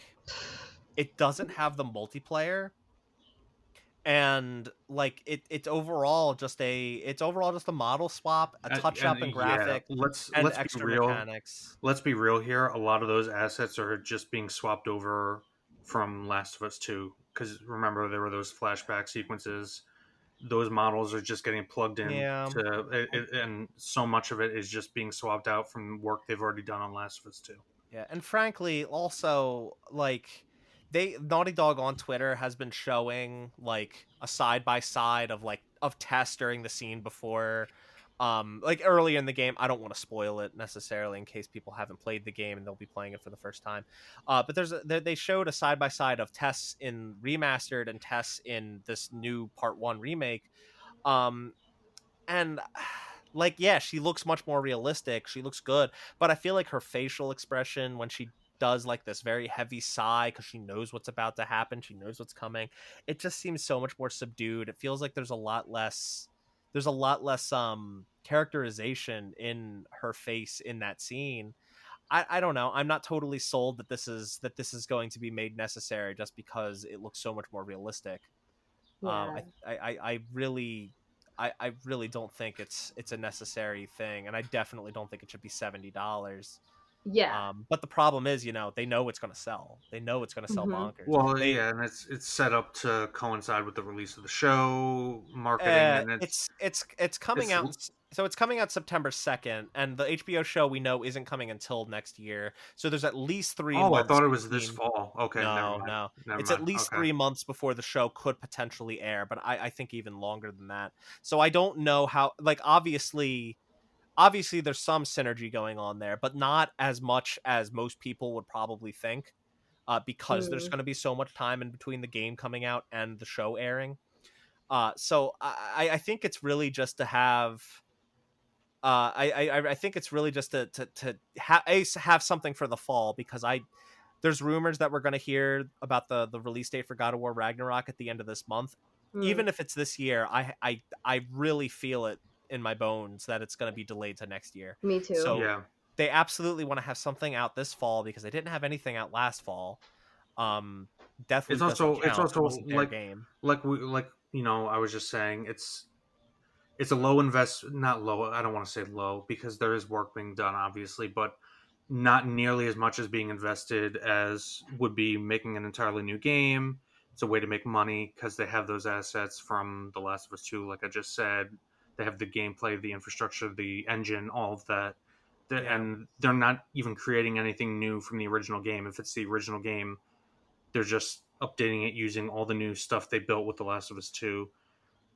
Yeah, I mean, like, I'll just say quickly, Last of Us was my favorite game of all time until Elden Ring came out, and I I pretty much don't feel like I don't whether this happened or not, I don't care. I'm okay with Neil Druckmann taking his baby and like making it the best version that it is. That's fine, but the price point is unacceptable, and also that was like a really shitty way to close the show. Like, it was so anticlimactic, them talking for like 20 minutes. I was Yeah. just like, oh my god, like, are you seriously ending the show like this? And I think it wouldn't They should have have showed been. gameplay. That's all I gotta say. Yeah, I think it wouldn't have been as I think it wouldn't have hit as bad as like a fucking wet paper plate slapping against the pavement. I don't know. I feel like it would have been so bad if it hadn't leaked that morning from PlayStation itself, Well, also like Neil Druckmann and Troy Baker, like they didn't need to spend 20 minutes on stage like No, they circle didn't. jerking. Yeah, they You absolutely know? didn't.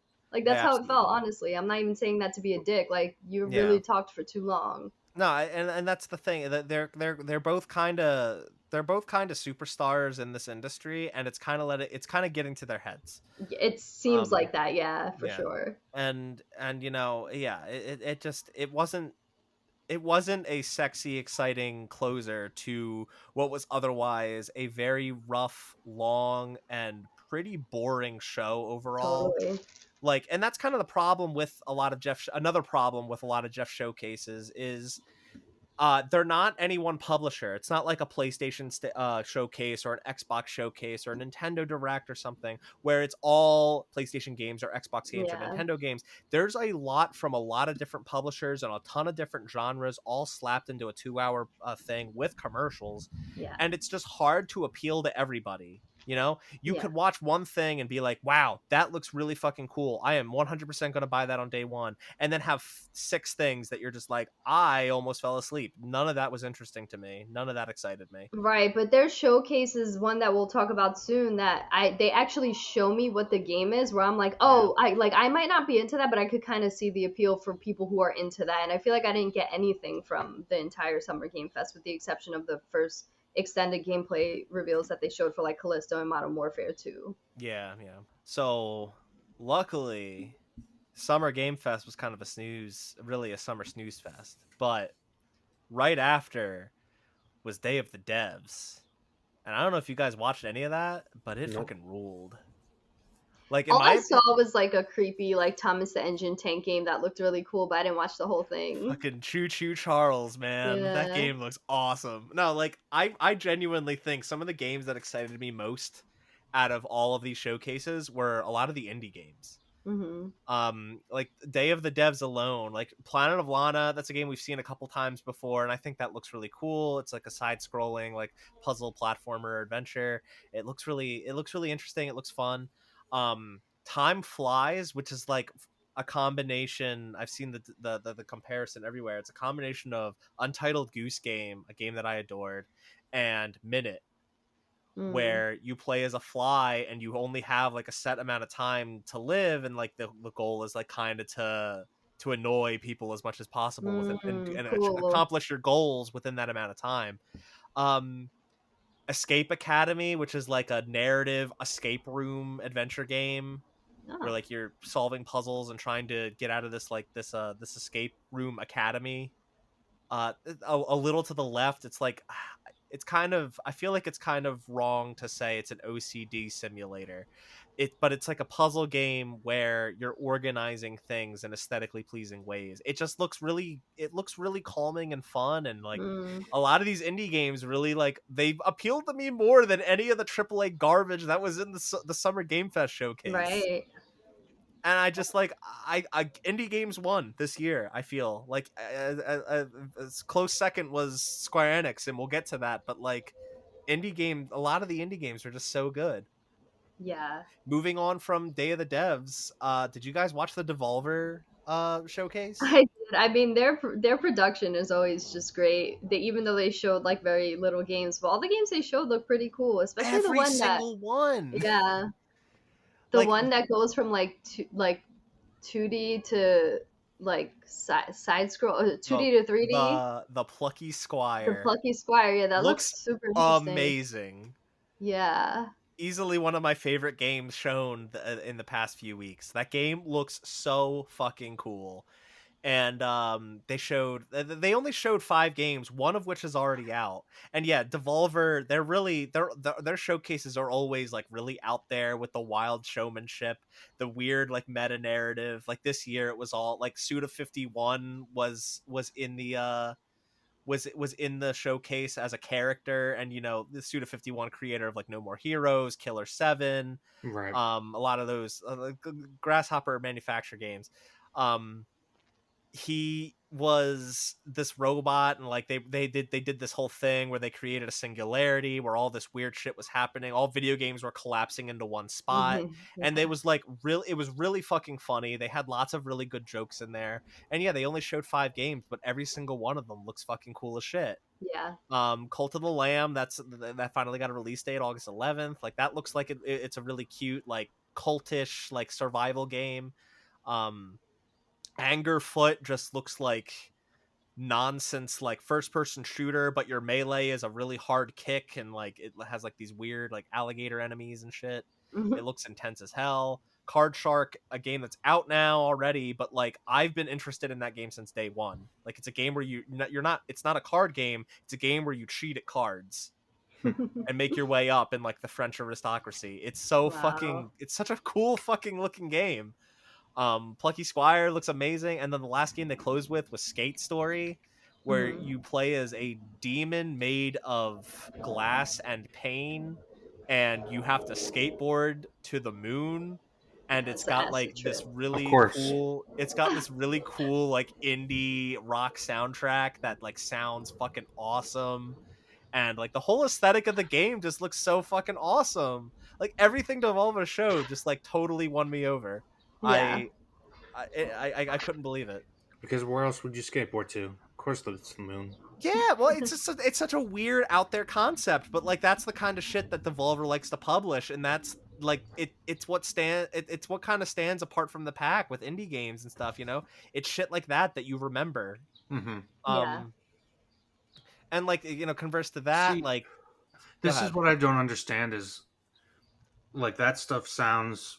I didn't get to see these things like because this shit was running back to back all day, and like I was working, so like you know I really only got to see like the big quote unquote centerpiece shows that kind of sucked compared to this.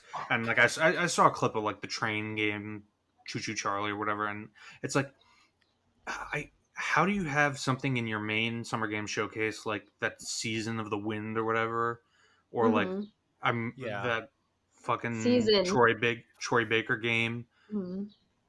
Choo Choo Charlie would have been so much more exciting and would have probably been way more of a hit on the internet and got way more chatter going than either of those games. I mean, it's got a good bit of chatter going. But I'm saying, like, had it been in the actual Summer Games Fest, because nobody was really like streaming, like a lot of the big like quote unquote influencers and commentators weren't like streaming those like Day of the Devs, or it was mostly like the big showcases.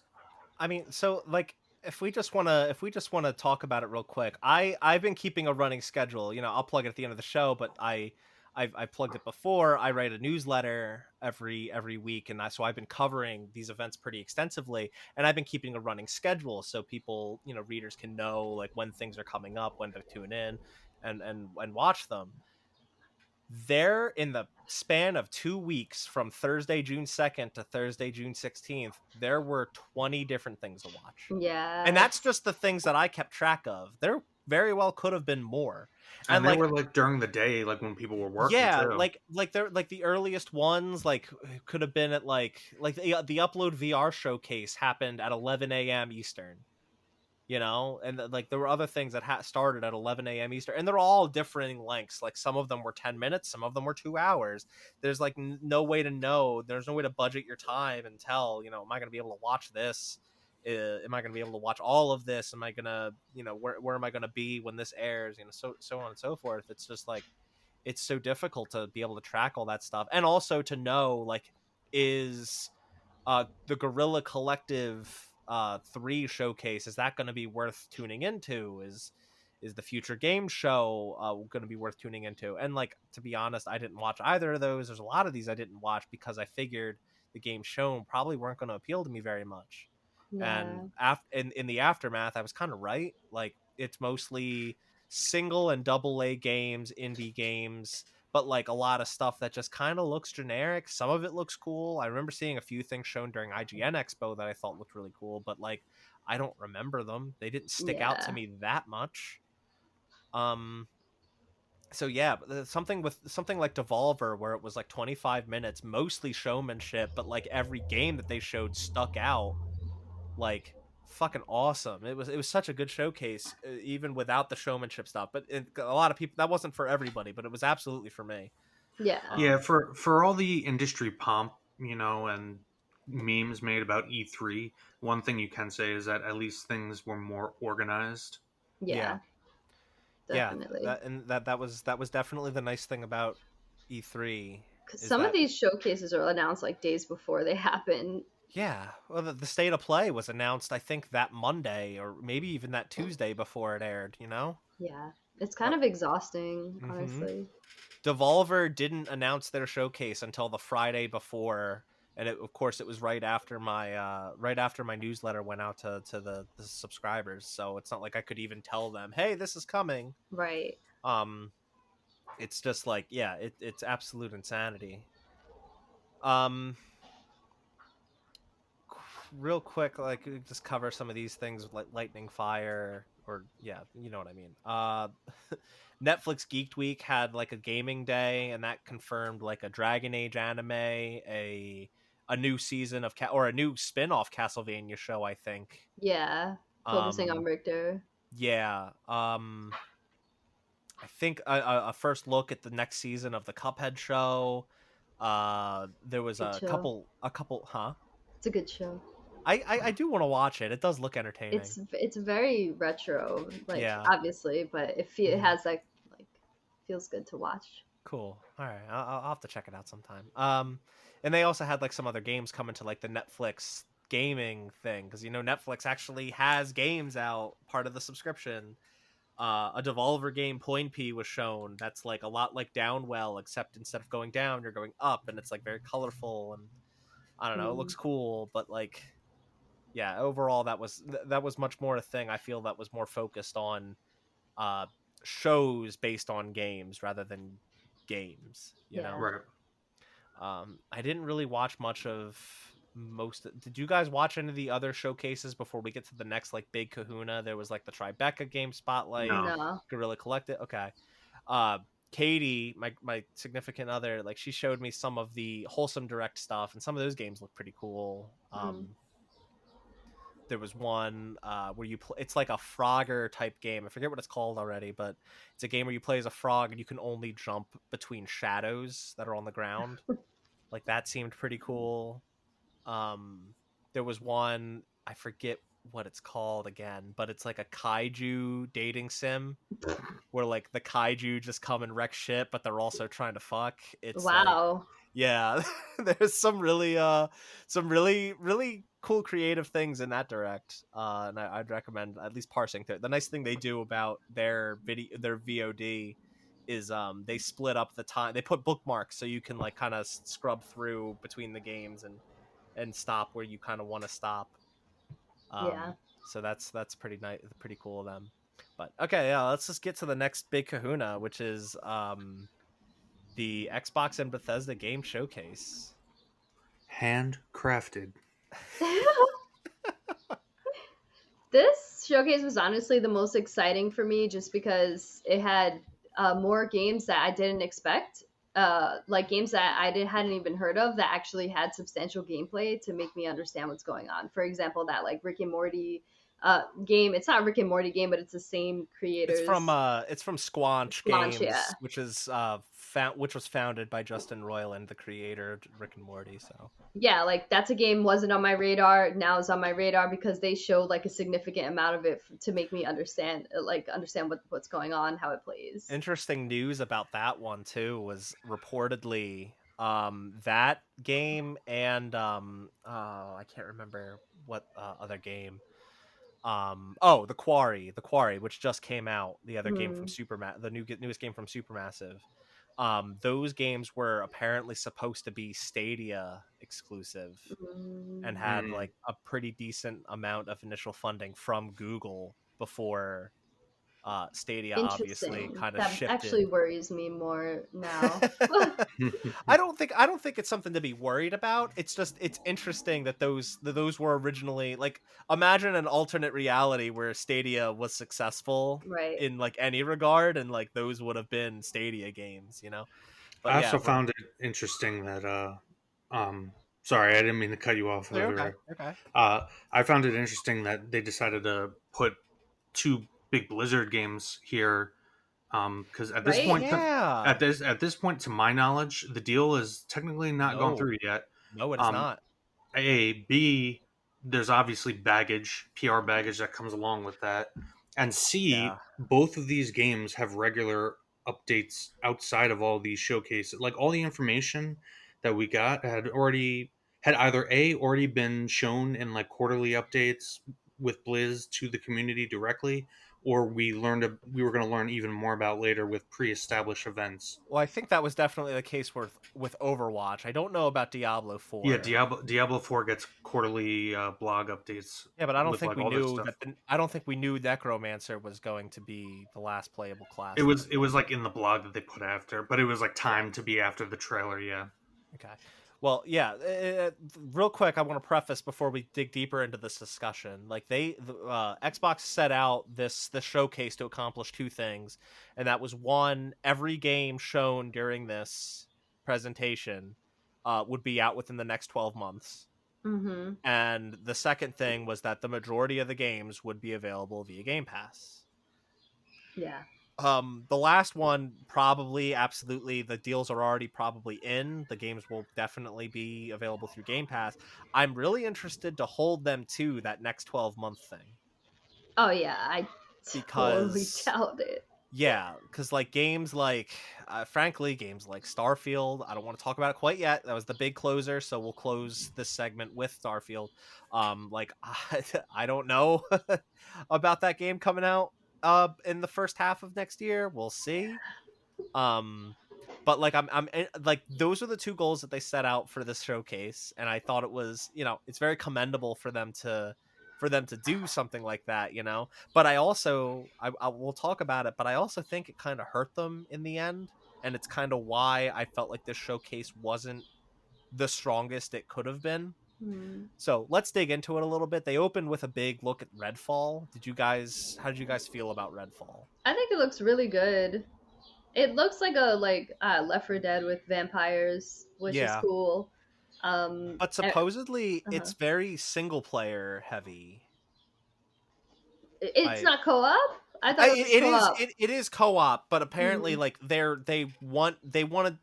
I had read and heard later that they really wanted to reiterate that it was a very single player friendly game, more so than like Left 4 Dead ever was, because Left 4 Dead is very much focused on like that cooperative aspect. But I also heard that apparently with Redfall, only the session host, the game host, is the one that saves their progress, and anyone that plays with them, which I think is like really bad in terms of a co-op game. Everyone should get to retain their progress. But I agree that was my initial response as well, is that it looks like Left 4 Dead but with vampires. Continue, Delaila. I didn't mean to cut you off. I was just gonna say it looked really good, like the the environment, the aesthetic, another spooky kind of game, but also it had like a little bit of like playfulness to it at the same time, which I thought was a nice little mix. Like the different characters and their guns and how they talk is really funny. It almost seems like the tones don't fit, but it still kind of worked for some reason, at least what they showed in this showcase. Yeah. But now that you're saying that like co-op doesn't transfer, that kind of pisses me off, because then what's the point? I might as well just play single player. Who knows? Maybe they still have at least 6 months before that game is going to come out, because it did get delayed to 2023. So who knows? Maybe they'll be able to implement a way for co-op, like people entering in a session, like, and not being the host, they'll be able to save their progress. The only other game I know where that's an issue is the remaster of Final Fantasy Crystal Chronicles, which I think is fucking stupid. But it is what it is. We'll see what happens. Yeah, I don't know. It looks good, but I wasn't sold on this game before, so my kind of expectations were really low anyway. When they first showed it, I was like, eh. Now I'm like, oh, okay. I can't. This is Arcane Austin. I don't remember if it was Arcane Austin or a different Arcane studio, because the Arcane has a couple different studios. I can't remember which one developed Deathloop, but I found Deathloop to be really disappointing, frankly. So I would like Arcane to kind of do a 180 for me. I guess we'll just have to see. Yeah. Jason, any thoughts on Redfall? This was meh for me. I mean, The thing that stood out the most to me with this trailer was how awful. I don't know if it was the writing, the directing, or just the voice actors, but the voices were grating. Like, I mean, you always get these issues with these showcases. Remember the Destiny gameplay reveal all the way back in 2013 or 2014, where they had people. You're talking about one. I thought you were talking about two, because I was going to be like, Destiny 1. You had Nathan Fillion. Nathan Fillion, like, No, I'm not even Yeah. referring to the voice acting. I'm referring to the demonstration of the gameplay with Yes. the players talking and saying things that no one in real life would Right. actually Like say when playing a space video game. magic. Yeah. Yeah, like some absurd stuff while playing a video game. I'm just like, come on, guys. How do you do, fellow kids? Like, come on. There was actually a third goal that they had with the showcase that I want to reiterate or bring up now, and that was to show gameplay for every game, and I think they did, Yeah. for the most part, accomplish that pretty well. Better than pretty much any of the other big showcases. Yeah. Which I think is great. Like Phil Spencer, he's really got it together with how he wants to present what Xbox is bringing to the table. But yeah, the biggest surprise, I never would have expected this to be in an Xbox showcase. I think everyone kind of had it in their mind that it would be in a Nintendo Direct or an Indie Direct. The second game they showed was Hollow Knight Silk Song, which was completely unexpected. Everyone's kind of been waiting for that game to reemerge, and now we know it's going to be launching on Game Pass, which is great. Seemingly, obviously, with them saying every game in the next 12 months, Silk Song will be out within the next year. So that's really exciting. I still admittedly need to play Hollow Knight 1. Mm-hmm. Katie played it. She really liked it. So I will have to get to it eventually. But yeah, really, really unexpected to see that. Very, very cool. Mm-hmm. The value proposition behind like all of Riot Games' catalog, basically having like all characters and all this content unlocked in games in Game Pass, which is insane. Like every League champion, every Valorant champion, all that stuff. That's kind of crazy. That's a really cool deal. It's not going to get me to play League of Legends, but like, you know, I can't bring myself to do that to myself, but that's the value proposition there is insane. Yeah. They spent way too long on Forza Motorsport. I think it felt like it took a year to get through that. It sounded like they were specifically, not, I guess targeting might be the word, like complaints people had about the Gran Turismo. Review. Yeah. And they were basically trying to show up Gran Turismo, and I could barely remember the Gran Turismo reveal, and I have no interest in either game. It's not even the Gran Turismo reveal. It's more so that game came out and had like a lot of monetization issues and server issues and community issues. And like a lot of people were really unhappy with how that game launched. So Forza Motorsport obviously had a really good opportunity to come through and show a lot of that audience like, well, you know, if you have Game Pass, you'll get this game for free, and we have all these features, and it's not going to have this all that monetization nonsense, and like kind of show that game up. And I think in that regard it probably or hopefully succeeded, because Gran Turismo 7 kind of launched in a bit of a mess. It just, I felt like, you know, I'm not huge into cars. That segment went on for a really long time. Yeah. It is a very popular series, though. Yeah. What I thought was infinitely cooler was you can now ride a Pelican in Microsoft Flight Simulator. Yes. Which is fucking awesome. That's funny. It's not going to make me play it, but I thought that was cool. Yeah. I mean, like, you know, you just download it on Game Pass if you want to fly a Pelican around as a... You know, I think that's really cool, you know? That alone won't get me to play Microsoft Flight Simulator, but it's very, very cool that they did that. Mm-hmm.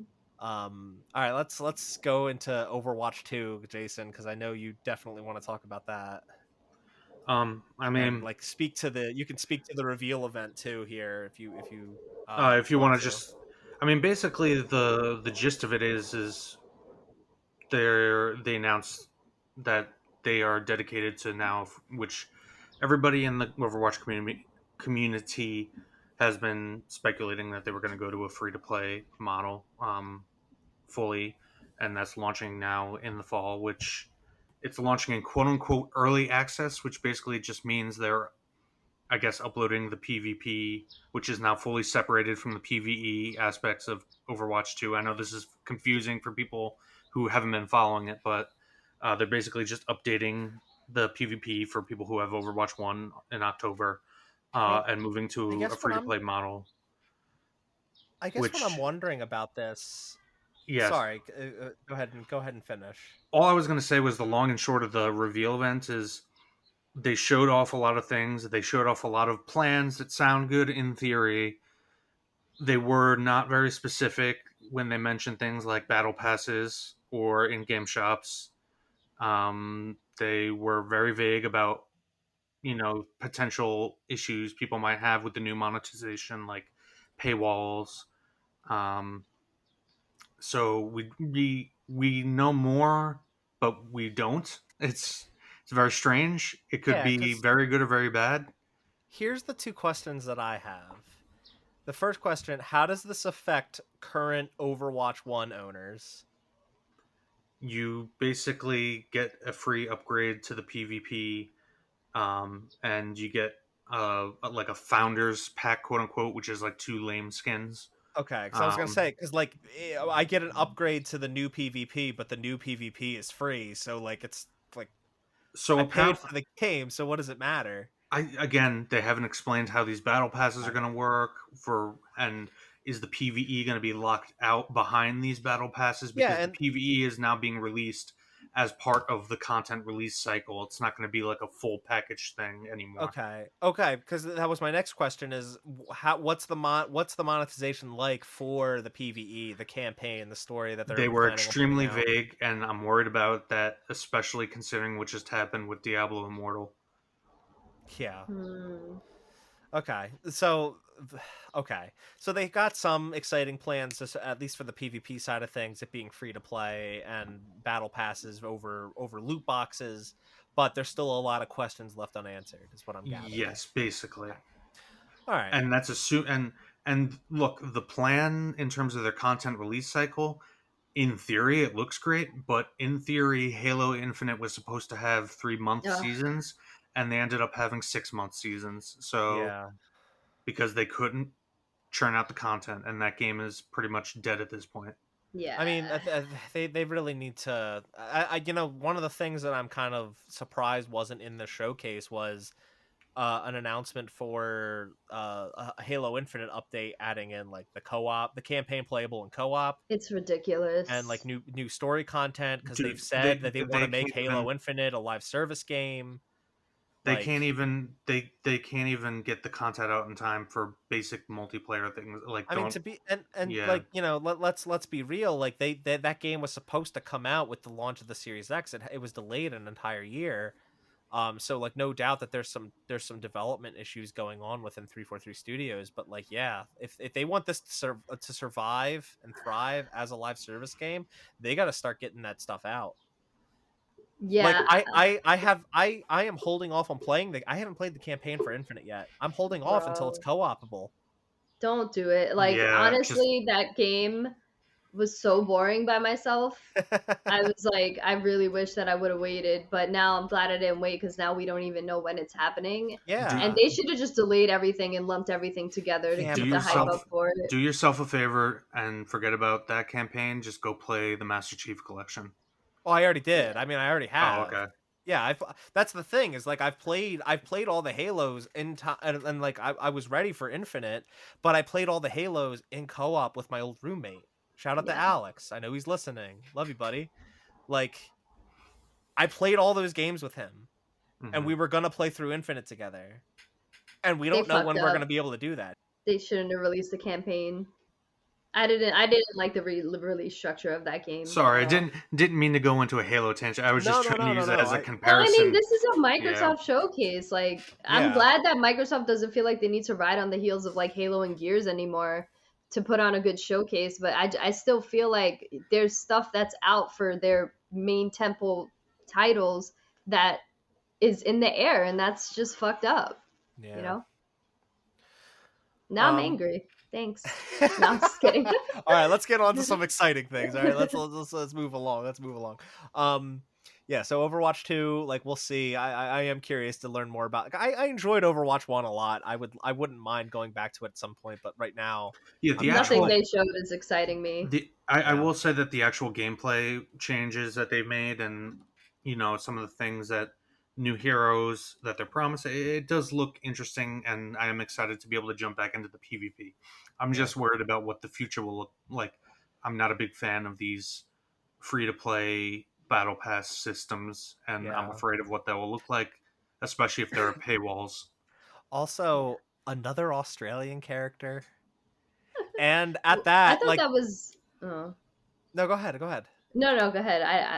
I feel like I'm gonna sound stupid if I say what I mean, say. I just like they showed that during the showcase, and I had no idea what her name was. I even asked, and Jason said it to me like as if like, oh, It's you because fucking like, it's what are you because talking about? it's because she leaked a long time back, and also because if you pay attention, which I don't, but I know, like I listen to like YouTube channels that do, Yeah. like the different cinematic things that they throw out, like the little trailers. Like there was a whole thing where like Junkerrat and Roadhog got like exiled from Junkertown by somebody, and apparently it's supposed to be the Junker Queen. Okay. And so like basically we knew she was coming, we just didn't know when. Okay, but my point is, like, they showed a trailer introducing her, but they didn't say what her name was during the showcase, and I'm like, who the fuck, like, or at least not that I caught, and I was just like, who the fuck is this? Who is she? Why wouldn't you say her name? I might have missed it. I don't know, but yeah. Anyway, moving on from Overwatch 2. There was, I heard Forza Horizon 5 was really cool. There's Hot Wheels content coming. That looks pretty dope. I like, cool for people that love that game. I do hear that game is really cool. Scorn looks awesome. I'm so excited. It's H.R. Geiger, the video game, and I'm just like super excited. That comes out October 21st. That's gonna be really fucking awesome. Perfect. There were a lot of games that like some of these looked the same, but like some of them also looked better than others. Like Flintlock, The Siege of Dawn looked kind of cool. Kind of looks like Xbox is trying to go for like, some of the more narrative adventure, like action adventure games that like Sony's known for. But they're not gonna have. Oh yeah, like, that's the one that was like kind of looked a little like Forspoken a bit. Yeah, kinda. I would say maybe a little. Yeah. She was like dashing through the air. Yeah, there was another game kind of like that though. That I kind of got the two of them confused. Erebon Shadow Legacy, which seemed a lot darker, and like you almost like you're playing like a ninja kind of deal. I don't know. Yeah, it felt more stealth. Yeah, more. Yeah. Minecraft Legends, which is so far only described as an action strategy game, and no one knows what the fuck that means. Like, and that was one of the cases where they didn't really show gameplay of it. Yeah. So I just like, I don't know what that is. Action strategy. What does that mean? And yeah, a bunch of other games, like the last case of Benedict Fox, like looked like a Metroidvania adventure that looked kind of neat. I like that, yeah. Yeah, as Dusk Falls, which they've shown before, it's like a narrative adventure with like a really striking art style. Kind of like almost like hand painted. Oh yeah, no, that freaked me out. I didn't like that. It made me uncomfortable. It's definitely weird. I never would have guessed that we would see two games from Obsidian, and neither of them were Avowed. Oh yeah. We saw Grounded is officially getting a full release in September, after being in Xbox preview for a long time, and a new game, Pentiment, which is like a narrative text-based adventure almost set in like the Middle Ages. Yeah, it looks fucking weird. But it's kind of cool. Like Obsidian's really well known for their writing, so a game where the writing is basically the game, like it could be very, very, very good. Definitely intrigued by that one. Yeah, what did you guys think of the Diablo 4? The Necromancer reveal was really cool, I thought. And then they showed some more gameplay. What did you guys think about Diablo 4? I thought the gameplay looked excellent. It looks like an evolution of Diablo for sure, of Diablo 3. I'm very excited. Yeah, they definitely are taking some of the more action-oriented elements of Diablo 3, but melding it with the solid progression systems from Diablo 2 that Diablo 3 lacked. And it has a great aesthetic. Again, we know a lot more, but we don't know. And the ghost of Diablo Immortal will lurk over this. You already have YouTube like Asmongold came out with a whole like hour-long dyad about how if you don't think that Diablo 4 is going to be monetized the same, not the same exact way, but monetized up the ass just like Diablo Immortal was, and quite frankly, I agree with him. Like, you'd be an idiot not to expect it. I've been out of the loop with that. Like, what's the situation there? If you could summarize it quickly. What do you mean? Like, I have been out of the loop with Diablo Immortal and like what their monetization. I guess I could just watch this video. But it's basically full on pay to win, and like there are people literally spending hundreds of thousands of dollars. Not even kidding.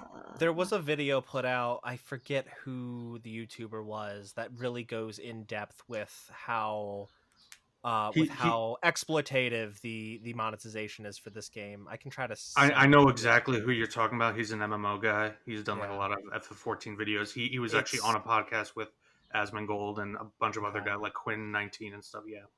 Okay. But it's basically just it's very much like I saw a little bit of Asmongold doing his like stream where he was playing it, and like the amount of stuff that you get when paying for a progression versus not paying is so disproportionate that like it's the monetization is very, very gross.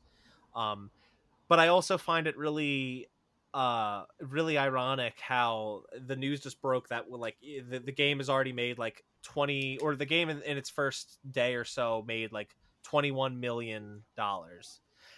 And Diablo and Skill Up pointed out on Twitter that the first 24 hours for Diablo 3, the game made $210 million, $240 million, something, basically 10 times the amount that Immortal did in the same amount of time.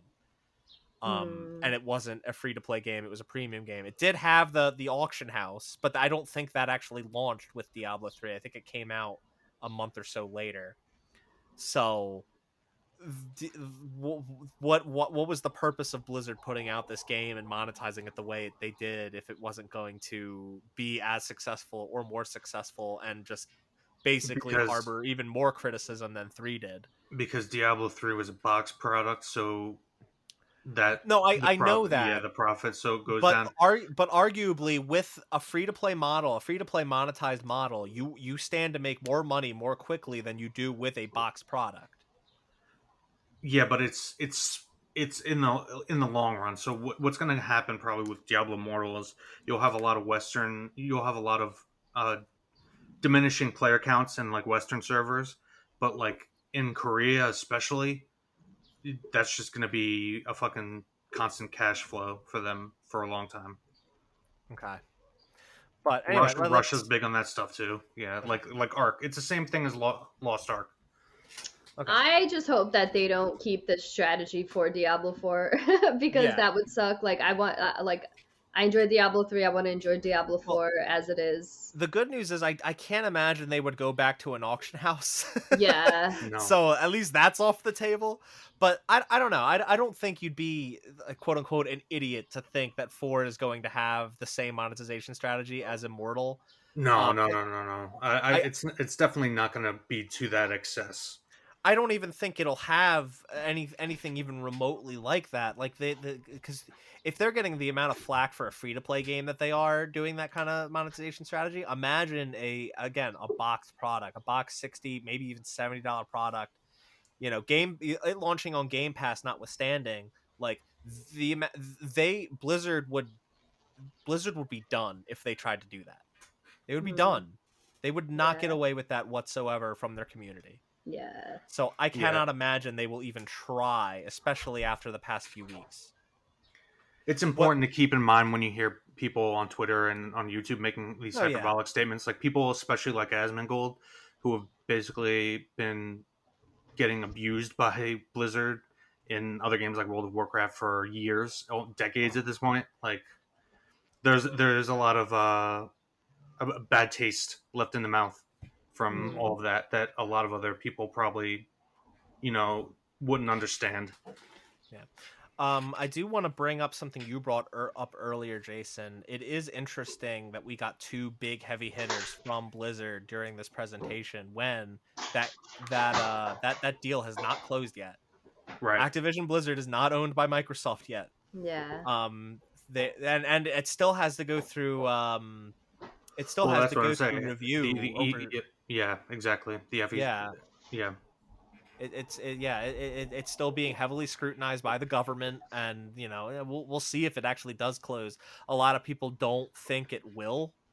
And the shareholders did vote in favor of the acquisition. That happened about a month ago, maybe even a little more than a month ago. So internally, they're all ready for the acquisition to happen, but now it comes down to the government allowing it, because there's lots of talks of antitrust law and making sure that it's not it's not creating too much of a monopoly by Microsoft acquiring this large company. So yeah, Diablo 4. I mean, Jason, I know you and we're both huge Diablo fans. I know Delaila, you really enjoyed at least 3. I can't remember if you played 2 or not.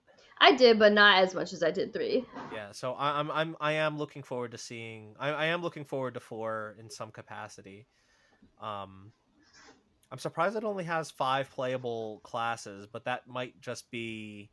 There's going to be an expansion inevitably. Yeah, I think that's just me always associating Diablo 2, because I started playing Diablo 2 after Lords of Destruction came out.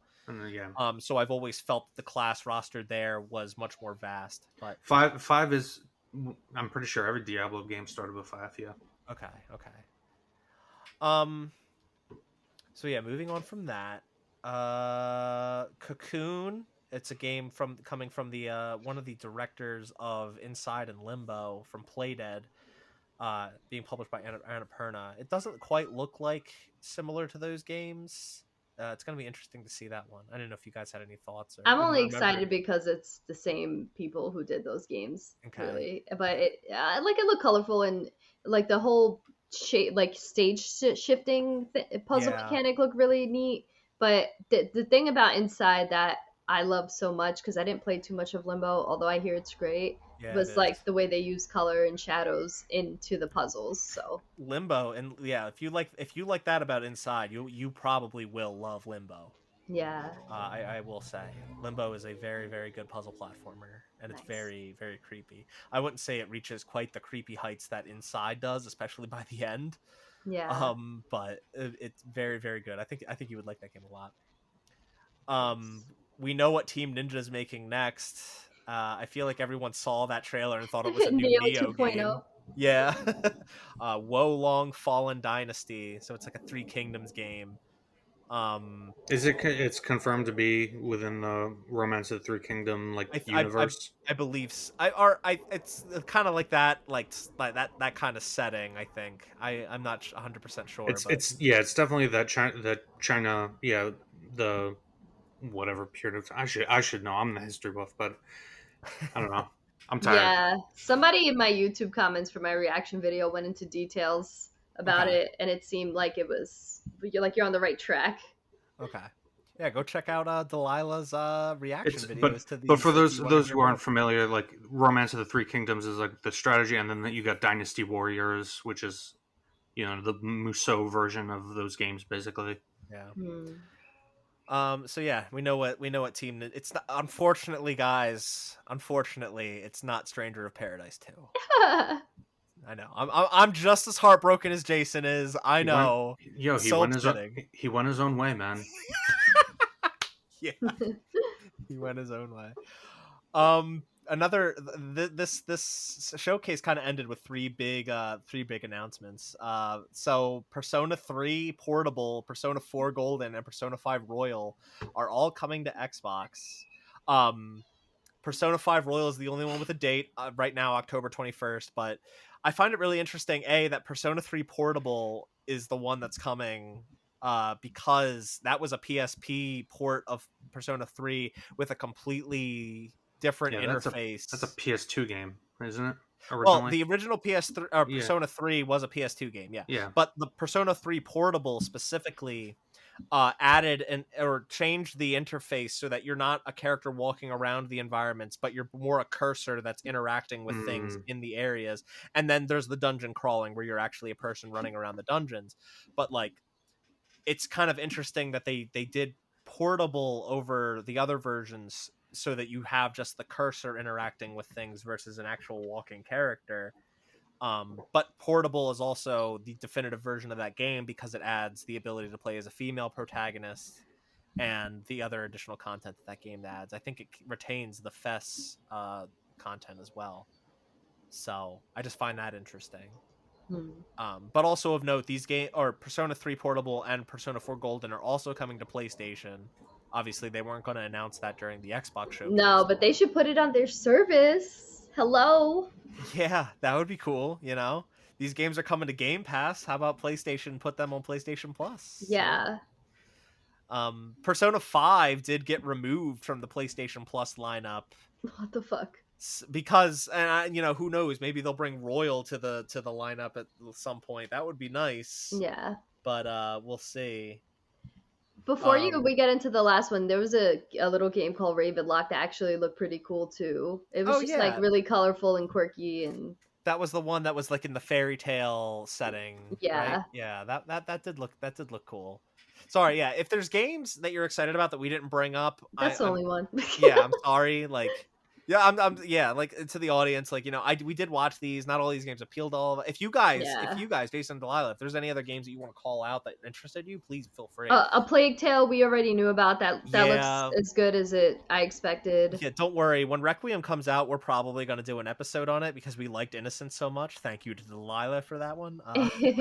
But like, yeah, like they showed a trailer of it, and it also was at Tribeca Game Show Spotlight. And I feel like they showed more of it there than they did here, so it is what it is. So the last two things. This is the thing that really pissed me off about this showcase and why I didn't think it was, or one of the reasons why I didn't find it to be as great as everyone else did. Unfortunately, our boy Kojima. Fucking blue ball us. Said hello. I'm making a game for Xbox. I'm excited. I'm using Xbox or Microsoft's cloud technology to make this. Bye. All right, bye. Yeah. What the fuck was that? Like, yeah. I get it. Like, this goes back to the reason I brought up the four or the three pillars of this showcase was. Every game shown would be out within the next 12 months. Every game or most games would be available on Game Pass, and every game would be showing gameplay. Yeah, Kojima didn't show a game. He didn't even call it a game. He didn't even say what it was. Right. So like, at least they got around that by not showing anything. But also, why? Don't do it. I think they just wanted to get ahead of all the rumors.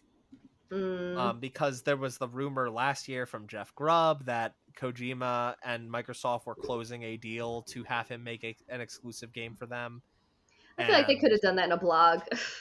Yeah, really, they should have done that in just a blog post, Yeah. But I was so excited when I saw him, and then I was like, "What?" Same, me too. I was so fucking pissed when they just moved on and was like, "Oh, okay." Yeah. And there's the rumors of like the game he's making called Overdose, and it's a horror game, and I thought for sure, oh, they're gonna show it. No, they didn't. And like, I'm sure it's not coming out within the next 12 months, so of course they weren't gonna show it. But I'm still just like, come on, man. What did you guys think about Starfield? It looks like Fallout in space with some No Man's Sky elements. And it looks like the facial animations are dated. They didn't look that great.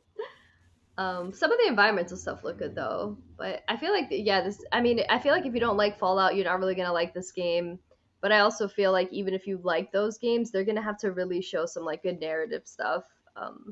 Which Fallout, since Bethesda has acquired the IP, has not really shown a propensity for. No, Obsidian has, but not. Obsidian has, but not Bethesda. And Bethesda's they're very aware. Yeah. And they're very resentful. It's obvious. But I mean, Fallout 4 for me was one of the most disappointing games ever for me.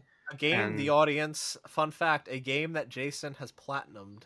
and I have not. because I unfortunately had to platinum it to get all the stories. But yeah, it looks like Fallout 4 shooting mechanics, pretty much every kind of the crafting.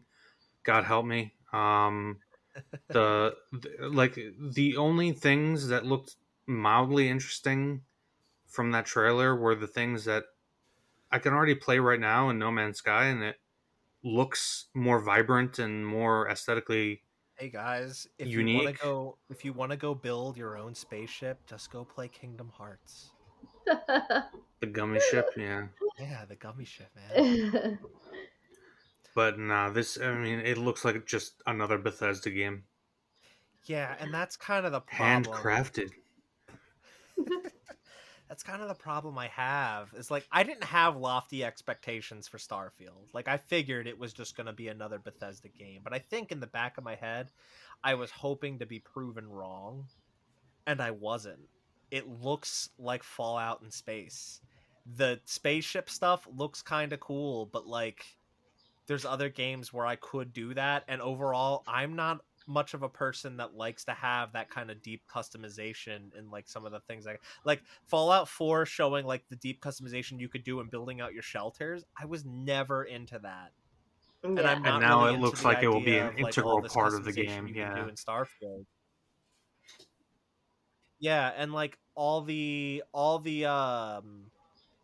and Todd is just kind of trying to equate more to being better with his whole comments about like, oh, there's over 100 systems and every planet has That multiple doesn't points of excite me. It interest. overwhelms me. Thank you. Exactly. Like, I'm sorry, I don't want to play a game where I'm going to have to spend hundreds of hours to experience like everything about. And to be fair, there's no way in hell the majority of those planets are going to be even remotely interesting to check out. Yeah, ladies and gentlemen, like go back.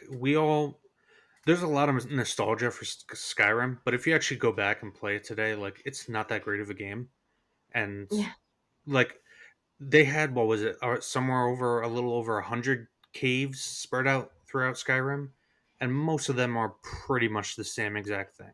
It's just a bolster up a number to like put it on the Yeah. box and be like, oh, this is the value proposition we're giving you, Yeah. and then you Well. actually get into it. It's like, well, they technically didn't lie, but Yeah. also this isn't interesting content. And like I No. have no doubt that's going to be the case. I'm sure there's only going to be like 30 max of those systems are actually going to be worth checking out. And that's what I'm guessing is 30% of the content that he propositioned right there will actually be worth looking at. The But like other even thing, that is just a ton of stuff that I don't feel like doing. yeah, and the other thing that kind of not irks, that I'm disappointed about with this reveal is like you've been teasing this space game. You could have done anything, but you did a pretty generic, like couple hundred years in the future, or whatever it is like 1,000 years in the future. I don't know. Basically, it's like real world in the future. Like you could have done anything. You could have done like crazy colored Flash Gordon aesthetic, like space Yeah. opera. Like you could have done anything, and it And just this is what you seemed chose. bland and generic. Yeah. Yeah. Yeah, I really hope that there's a variety. If they can show, if they have a variety with the planets, like the one planet we saw was like very white and gray. If like other planets show like more vibrancy, because some planets should be more vibrant than white and Yeah. gray, and it has like diverse environments, then I feel like I'm gonna dig it. Moreover, if the actual characters and stories are good, then I'll accept all the extra stuff that maybe doesn't appeal to me. But based on what they showed, I think it looks good in terms of environments, but that's about it. Like everything else looks just like shit I've played before. Yeah, and also not for nothing, but the demo that they showed, the gameplay demo that they showed, didn't look like Oh it was my, running so hot. no. Didn't even look 30, like it was hitting 30 frames. Yeah, Yeah. it was chopping, especially at the end when he gets the jetpack and jumps off to take out the pirates coming out of the ship. Like it does go like below. I think it was like 20 or something like that. I know a lot of Bethesda fans are willing to forgive just like bad performance and bugginess, but I hope this game is the straw that breaks the camel's back. and gets them to reevaluate how they're putting out their games and stuff. Just I don't. Yeah. it's just at this point there's no if you have the time to put in this amount of unneeded content, then you Right. have the time to optimize your video game. There's a lot to be said about a shorter game with like more reined in scope that runs really well than a game with an unnecessary amount of things to do and runs like shit. And this being a Bethesda Softworks, a Bethesda Game Studios game, it's gonna run like shit when it comes out. Yeah. And at this point, I just think that's unacceptable for a studio that has as much prowess and pull power as Bethesda. Yeah. I mean, look, I don't care that they don't have silky smooth gunplay or whatever the fuck. Like, that's fine. I never expect that from Bethesda's games, but at least be better than your last game, please. Like, just a little bit, so that it's I feel like there's some improvement. To be fair, I think they set the bar pretty low with Fallout 76. So right. I can't imagine Starfield will be much worse than listen, who knows? Yeah. But anyway, yeah, that's the Xbox and Bethesda showcase. I totally get, Delilah, I totally get why you thought that was a good showcase, because they did show gameplay for mostly everything. Yeah. Mostly everything is coming to Game Pass. It's absolutely incredible that pretty much all those games are supposed to be coming out within the next 12 months. And the only reason I think that hurt this showcase is Microsoft has so many games that are announced, but we have absolutely no clue when they're coming. Yeah. Avowed, Fable, Perfect Dark, the Indiana Jones game from Machine Game. There are so many games that we've heard about, but we just haven't seen anything in now over a year or more. And I'm just like, well, what's going on? Like, where are those? Yeah, I agree. It's kind of a double-edged sword with what they did with the showcase, and that's kind of why I wasn't like immensely impressed with it. Yeah. As commendable as it was, I couldn't sit there and be like, yeah, this was amazing. We got two more to go through real quick. They're shorter. We want to just plow through these. Yes. Let's go. All right, let's do it. The Capcom showcase. This was a short and sweet one. It started off with Monster Hunter Rise Sunbreak stuff. Did either of you guys play Monster Hunter Rise? No. No? Okay. I'm not really a Monster Hunter guy. Monster Hunter, I would like to get into it, but I just can't. We play Final Fantasy 14, so we don't have time for Monster Hunter Rise, another game where you have to grind endlessly. Yeah. But Sunbreak, looks cool. They're bringing back the jungle locales. There's a demo. They got an extensive update roadmap. Monsters. What's that? New monsters. Yeah. Some new monsters, some returning monsters. They got the Monster Hunter fans are eating right now. I'm happy for all you Monster Hunter fans. Yeah, it went on too long though. It should have been a Monster Hunter showcase. They should have had a Monster Hunter showcase for how much they showed there. I mean, to be fair, they didn't. Capcom didn't show a whole lot of like across the whole board. Like the next thing after that was like Rapid Fire. They showed a little more Street Fighter 6. They showed and talked about the Capcom Fighting Collection and the Capcom Arcade Second Stadium collection, which has like 32 or so titles. So like they put all that in a short amount of time, and those collections actually look pretty cool, even though I'm not super into Capcom fighting games or arcade games. But like, for that value proposition though, that might get me. What did you guys think of Exoprimal? Looks like shit. It looks like it's trying to be like an Overwatch, like Dynasty Warriors game that is teasing us to be a Dino Crisis, but it looks very uninteresting. It was confirmed after this showcase that Exoprimal is not related in any way to Dino Crisis. Yeah, that's fine. I'm glad it's not, because it doesn't look good. Yeah, it looks like it could be fun. It's not a game for me anymore. Yeah. I just have no interest in a game like this. And it not being it, like, I feel bad for everyone that's like been dying for a new Dino Crisis. Everyone thought this was a Dino Crisis game because we saw that chick in the original trailer that looked like the main The pink character of hair. Dino Crisis. Yeah, and like, nope, not related anyway. Oh, all right, next. That's fine. I don't need to like every game. Yeah, There's so many games already, you it's know. true. This is true. This was like a weird tease that happened during the showcase. Dragon's Dogma's 10th anniversary is this year, and they didn't show anything. They just said we're putting out a 10th anniversary video later this week. So I felt tune like in they for should have that. just put it in there. It would Yeah, make the showcase stronger. and to be fair, like the video was neat because it was mostly about Itsuno's history with Capcom and with the series and how he wanted to make an RPG for a while, and finally they were able to do it. After his work on Devil May Cry, I forget which, if it was after 3 or after 4. Oh, I think it was after 4. He finally convinced them to let him make an RPG, and that was interesting. And it definitely would have slowed down this whole showcase if they put that whole thing in there. But like that ended with them confirming Dragon's Dogma 2 is in development, but like nothing was shown. So yeah, but that's what everybody wanted. Yeah, that's what everyone wanted, and that is exciting for fans of that series. I kind of do want to pick up the first one and give it a go, because I did hear Dark Arisen was at the very least really cool. Mm-hmm. But yeah, it was such a weird tease to have in that showcase. So yeah, let's get on to the big kahuna of Resident Evil news. Resident Evil Village is getting DLC. Finally, they showed the DLC In October. coming out October 28th. We're getting new Mercenaries content, which I actually really liked the Mercenaries mode in Village, more than I've liked any other Mercenaries mode in any other Resident Evil game.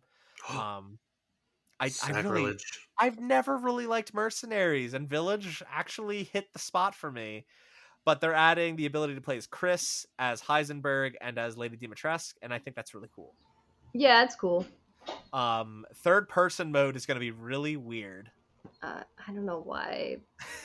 I guess people were asking for it, but I just feel like in that case, like maybe you got to go back to 7 and do that. I don't know. Right, I agree, and it's also going to be strange because so much of Village's horror and its story events are contingent on things happening to Ethan Winters' hands. Yeah.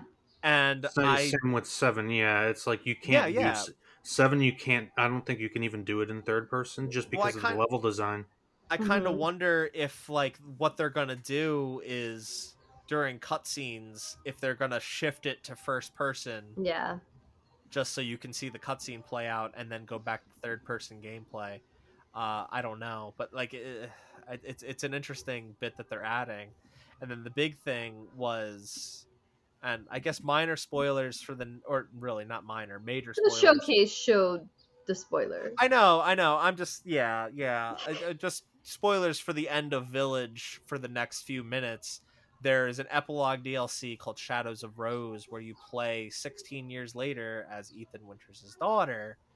And it looks like it's going for a very supernatural horror vibe, but that also might just be the fact that Rose is kind of born with the mutamycete, power or whatever. So maybe she's just hallucinating things.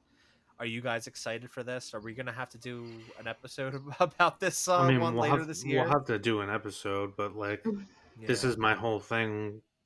I mentioned to you in our chat. I just wish the Ethan Winters storyline had been a completely separate thing, but it is what it is now. Yeah, I mean, it's separated enough. It's like tied into the lore. Chris's involvement in the game is I don't know. It doesn't change our knowledge or understanding of Chris Redfield as a character, other than the fact that I feel like his story arc and his involvement in the story in that game was really, really stupid. And him saying things to Ethan could have avoided a lot of what happened in that video game. But yeah, I feel like, but I guess it all comes down to, I feel like Ethan Winters, his stories existed to kind of give a soft reboot to the series story as a whole. Mm-hmm. I'm excited for more Resident Evil, but I was actually surprised that Rose's story was going to be DLC and not Resident Evil 9. I think we talked about that at the end of our Village episode. Yeah. Where we all expected 9 to be you playing as Rose and to be the continuation of that. It's interesting. It definitely is interesting that they decided to relegate that to DLC. It makes me more curious to see where 9 goes. Yeah. So I guess we'll see. And also Reverse finally is coming out that same day. Not that anyone asked or wanted that to come out. I think everyone kind of was okay with accepting if that was canceled. But yeah, you know. I appreciate them sticking it out though, because they did promise it. So For Resident Evil fans are happy. They get a lot of content. Yeah. I mean, like I am looking forward to most of this stuff. So we'll see. So that's all out October 28th. And then we already talked about Resident Evil 4. The last thing is that the current gen updates for Resident Evil 7, 2, and 3 are out now. I really want to jump back into Resident Evil 2. Yeah. Play it. I can like I feel like I need to make a whole video about the PS5 upgrade system with PlayStation, because yeah. It's really forgetting people that have physical copies of things but have digital only PlayStation 5s.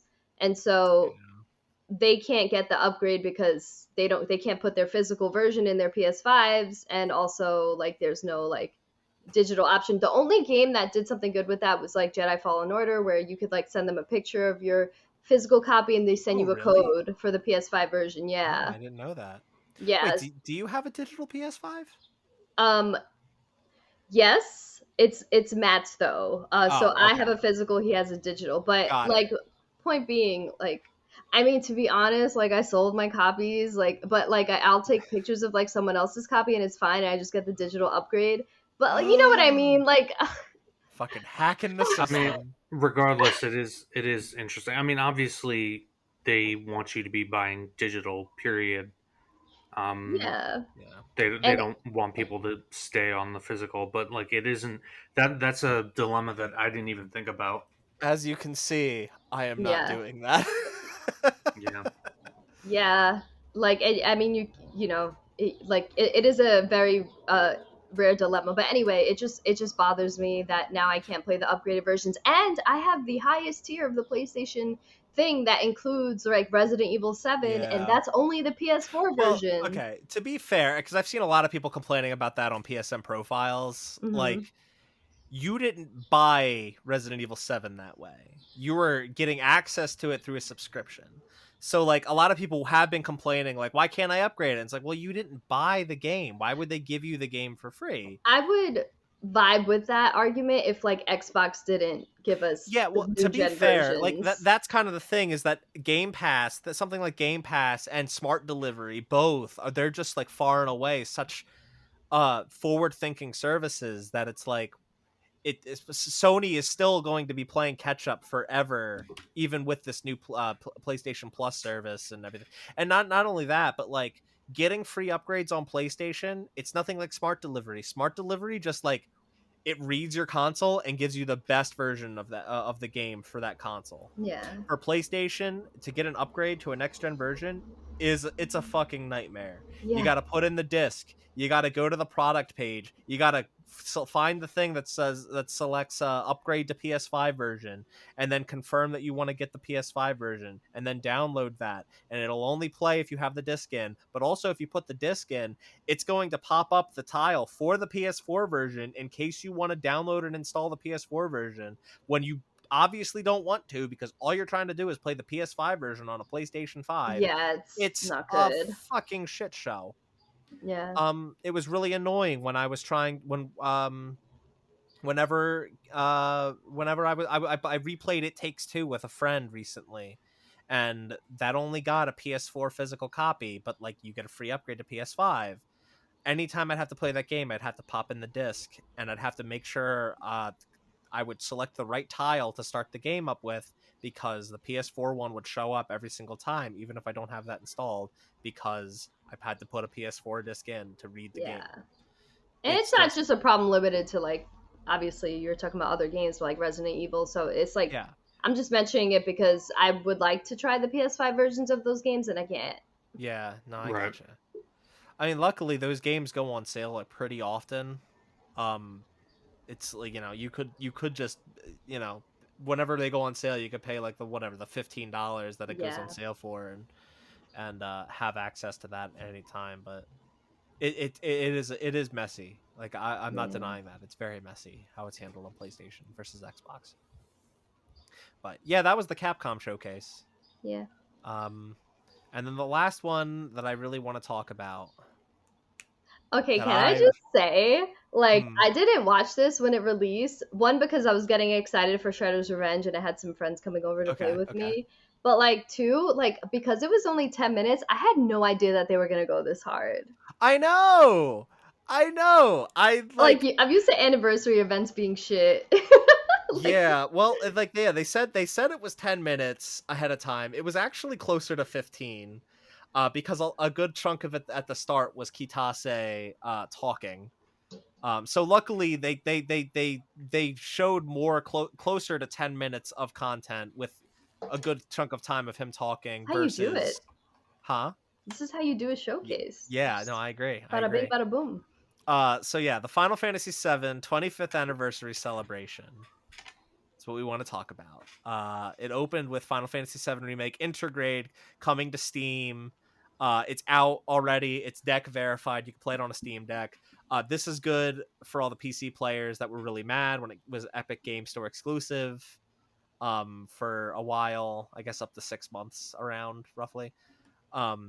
Is 7 Remake on PC also? I can't remember. Yeah, like the 7 Remake Intergrade is what's on PC now. It was an Epic Game Store exclusive, so you couldn't buy it on Steam. But I mean, most of the people who wanted to play it ended up just going and buying it on the Epic Game Store. So like, it's a quality of life thing. Well, I think now the bigger appeal about getting it on Steam is so you can play it on the Steam Deck. Yeah. Which is great. I think that's awesome. Like it was 7 Remake Intergrade was came to the Epic Game Store. I think it was shown during the Epic or the Game Awards around that time. Yeah. So it's been Epic exclusive and out on PC for about 6 months, but now it's on Steam. So a lot of people are much happier now that they can have it on Steam versus Epic. Oh yeah. There was also a lot of merch shown off. The only thing that really interested me as like a big, Final Fantasy super fan, there's a new record with just it's just the character themes. It's honestly kind of a lame release, but I'm a record collector, so I still bought it. And I'm still going to listen to it and still be really excited about it because that's just who I am. So whoopee. But there was also like they showed they have a Roche and motorcycle combo Play Arts Kai figure. Roche was not an interesting enough character for me to want to buy a fucking figure of him. Yeah, he wasn't a character. They also have like Shinra Soldier Play Arts Kai figures, and I'm just like, why? I don't care. Damn, like, nah. Other like plushes, the Buster Sword alarm clock looks really cool, but it's $200, and I'm sorry, I can't buy a digital clock with the Buster Sword for $200. That's not worth it to me. No. As much of a fan of 7 and Final Fantasy as I am, I can't justify that. Yeah. Anyway, back onto like actual more interesting shit. Final Fantasy 7 First Soldier content. I tried First Soldier. Have either of you guys tried playing that? No. Yeah, Jason, I could have said, yeah, you haven't tried playing that. I'm sure you haven't tried playing that. But like, yeah, more content coming to that. At least they got the softballs out in the beginning, because then it just became awesome shit. Yeah. Ever Crisis is looking like the remake of the original Final Fantasy VII game that everyone hoped for when Shinji Hashimoto announced that Final Fantasy VII was coming to PS4, and it was like the most bare bones remaster possible of the PS1 game. And Jason, you mentioned the meme of him putting his head back laughing. Like, that was when that whole came to fruition. This looks like an actual remake of the original game that everyone kind of wanted. Are you guys gonna play this? I might. I don't know. Yeah, maybe. I'm more interested. I mean, I'm actually playing through the original Final Fantasy 7 in conjunction with the parts that are coming out. So I think I'm more interested in Right. doing that than That was the homework I gave you guys when we did 7 remake was which play up now to it's like a whole other thing than we thought it would Well, I be. mean, But that's not that hard because remake only covered like a few hours of the original game. Yeah. That's kind of why I gave you guys that homework, knowing that it would be doable, was because like it would take you 6 hours tops to get I didn't through have to that do it. that I section. remember. I can tell you how it goes. I remember it I so know. well. Yeah. And so could I, but I still did it Yeah. because I'm me. I'm the one that played Shadow of the Colossus 8 different yeah, times so that we could talk about it. damn. But like, yeah, it'll be, and we'll get to that shortly. But yeah, I think Ever Crisis is looking cool. It's interesting that it's covering other compilation titles, and giving that story, even if that's going to seem a little redundant, because the next thing they showed was Crisis Core Final Fantasy VII Reunion coming this winter. Delaila, what do you Yeah. think about you're down to do an episode on Crisis Core later this year, I am. right? Listen, I never played the original Crisis Core. I only know the story because I've seen it played. So I'm very excited to actually play it in a way that is not, because that game I don't think it aged as well as like the original Final Fantasy VII game. From And what I remember, I could be wrong. yeah, and I did play Crisis Core. I never finished it, but I have a lot of issues with that game, in terms of its design, and it looks like all those issues are going to be sticking around. But Mm, I'm looking forward to going back to it and reevaluating and seeing if it's really as broken as I remember it being. yeah. Jason, I know you didn't play this game. I know you have a big vendetta against the compilation titles. Yeah. I don't care for the compilation stuff. They don't add anything to the original story. It was fine as it was. As games, they might be fun. Don't know, but Crisis Core, Dirge of Cerberus, like it just feels very dirty considering So, the original creator's intent and exploitative on Square Enix's part I of the mean, brand. I will say I don't agree that they don't add anything, and I also will say that because I know you very much are a defender of Sakaguchi, but the majority of his writing as it pertains to Seven was kind of rewritten by Nojima and Kitase and Nomura. So the story that we got isn't so much Sakaguchi's product Well, as yeah, it it is was a theirs. collaborative. I'm not saying that like he was the sole person behind the story. Obviously, Sakaguchi was a very unique producer. You don't see them a lot in the entertainment industry in general, like Yeah. film included, where Sakaguchi was involved heavily at every level of production, from in terms of the Yeah. game production at gameplay level, story level. I mean, he did what today we would consider just quality testing. Like he was famous for playing the games up until they went gold over and over again, looking for bugs. And he was and this was when he was like an executive producer and on the board of Square Enix. So Yeah. My point being though is that he wrote the initial story draft and storyline for 7, but it's not the one that we came that the final one that we came to when that when I we came to play. It's much less his product than it is the people that are currently involved to this day. So well I when I say creative intent, I more meant Sakaguchi's underlying philosophy that eventually he came to heads with Uechi, and then Uechi was able to use Spirits Within to kind of get him kicked off the board, and then yeah. there was during the production of 10 there was a split, and Sakaguchi went on and did his own thing. But basically, he did not believe in sequels and didn't want any sequels for any of the games. Yeah. And yeah, to be fair, other than the anime that was technically a sequel to Final Fantasy V, there were no sequels prior to Sakaguchi's departure from Square Enix. I don't think Final Fantasy IV: The After Years came out until the Wii days. I think Right. that was It. when that finally Yeah. came out. Yeah. Just and 10-2. Obviously 10-2 happened actually prior to to After Years, but anyway, my point being, I don't know. I wouldn't say that the compilation titles don't add anything to the story. I will say I was much more looking forward to a Dirge of Cerberus remaster than a Crisis Core one, but I think Dirge of Cerberus will probably be what they do after the next game that we're about to talk about, in between the third game that's coming out, and that's the fact that the next part of the Final Fantasy VII Remake series was announced, Final Fantasy VII Rebirth.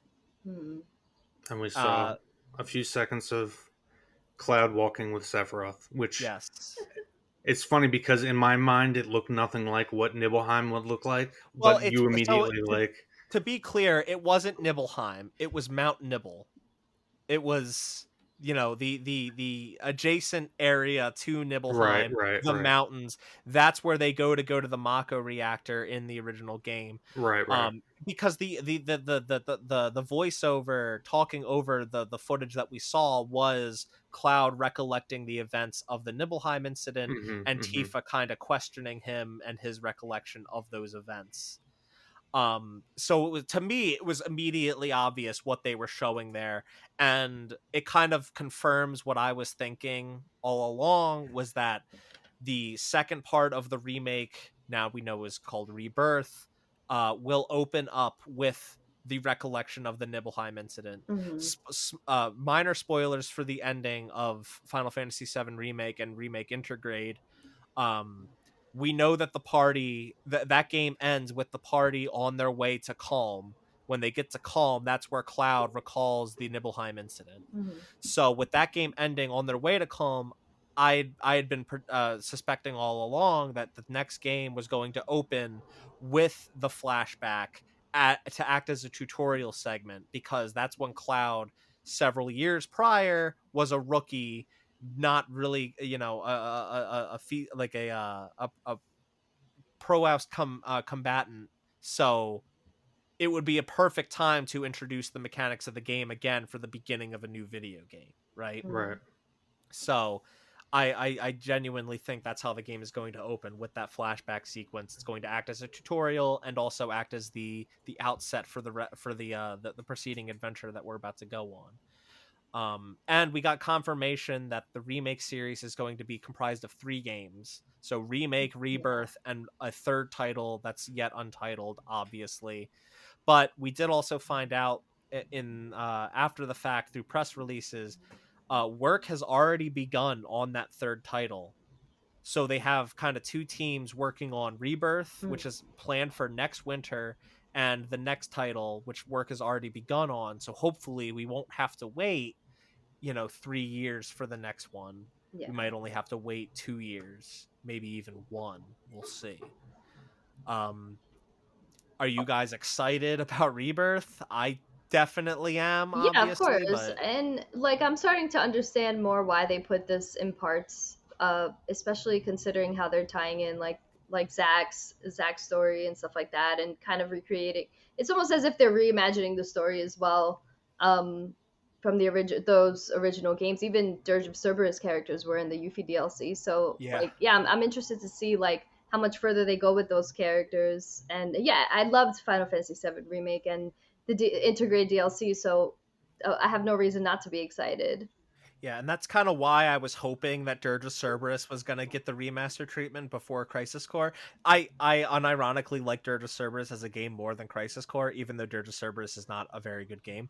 I just have a soft spot for it. I don't know why. I really like Dirge of Cerberus, even though it's kind of crappy. But because the intermission chapter with Yuffie had so many Dirge of Cerberus characters in it, I really thought that's where they were going to go next. But the fact that they are remastering Crisis Core basically confirms to me that Dirge of Cerberus is going to be next, probably after Rebirth comes out. Yeah. Jason, are you at least looking forward to Rebirth? No, I'm indifferent. Based on what happened with Remake. You can get my feelings on Remake in our discussion of that. At this point, it's like Star Wars. I'm indifferent, and with Final Fantasy in particular, as long as this keeps Kitase, Nomura, Nojima, and Yoshida out of the next actual mainline game, then fine, go ahead and make it. He's just focused on 16 at this point. Yeah, I mean, so am I. If we had to decide which game I was more excited about, it's definitely 16 because at the very least, it's something new. Yeah, and it's from Naoki Yoshida.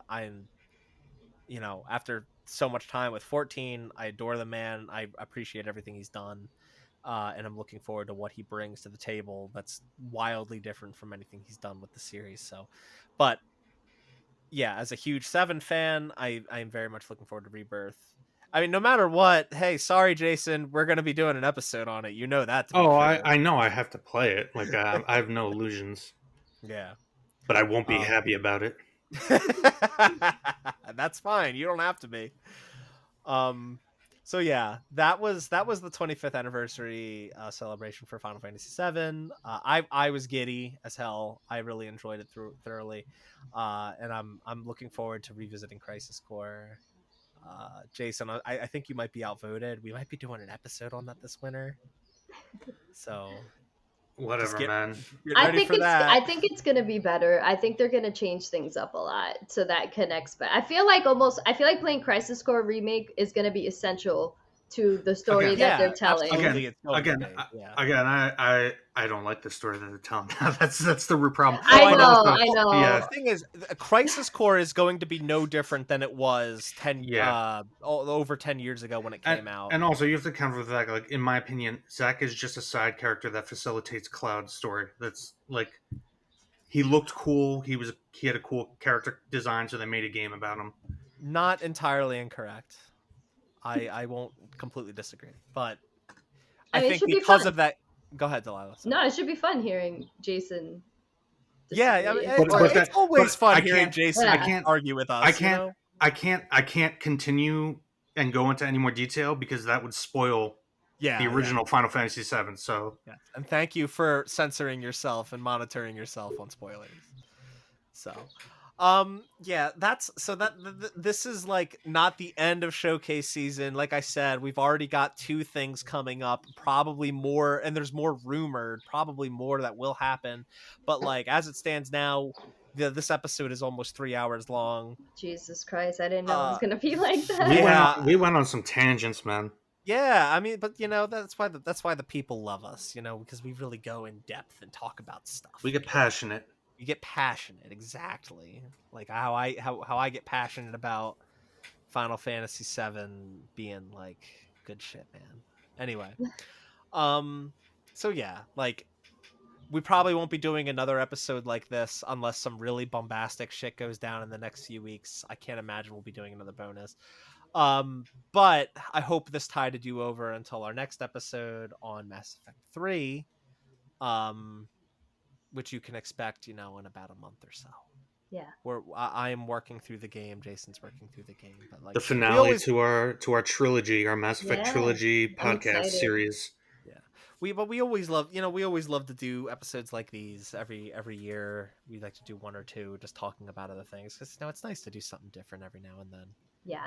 So I do hope that you, the audience, enjoyed this, and I know I enjoyed this. I hope you guys, Jason and Delaila, enjoyed this as well. Yeah, hell yeah, it's cathartic.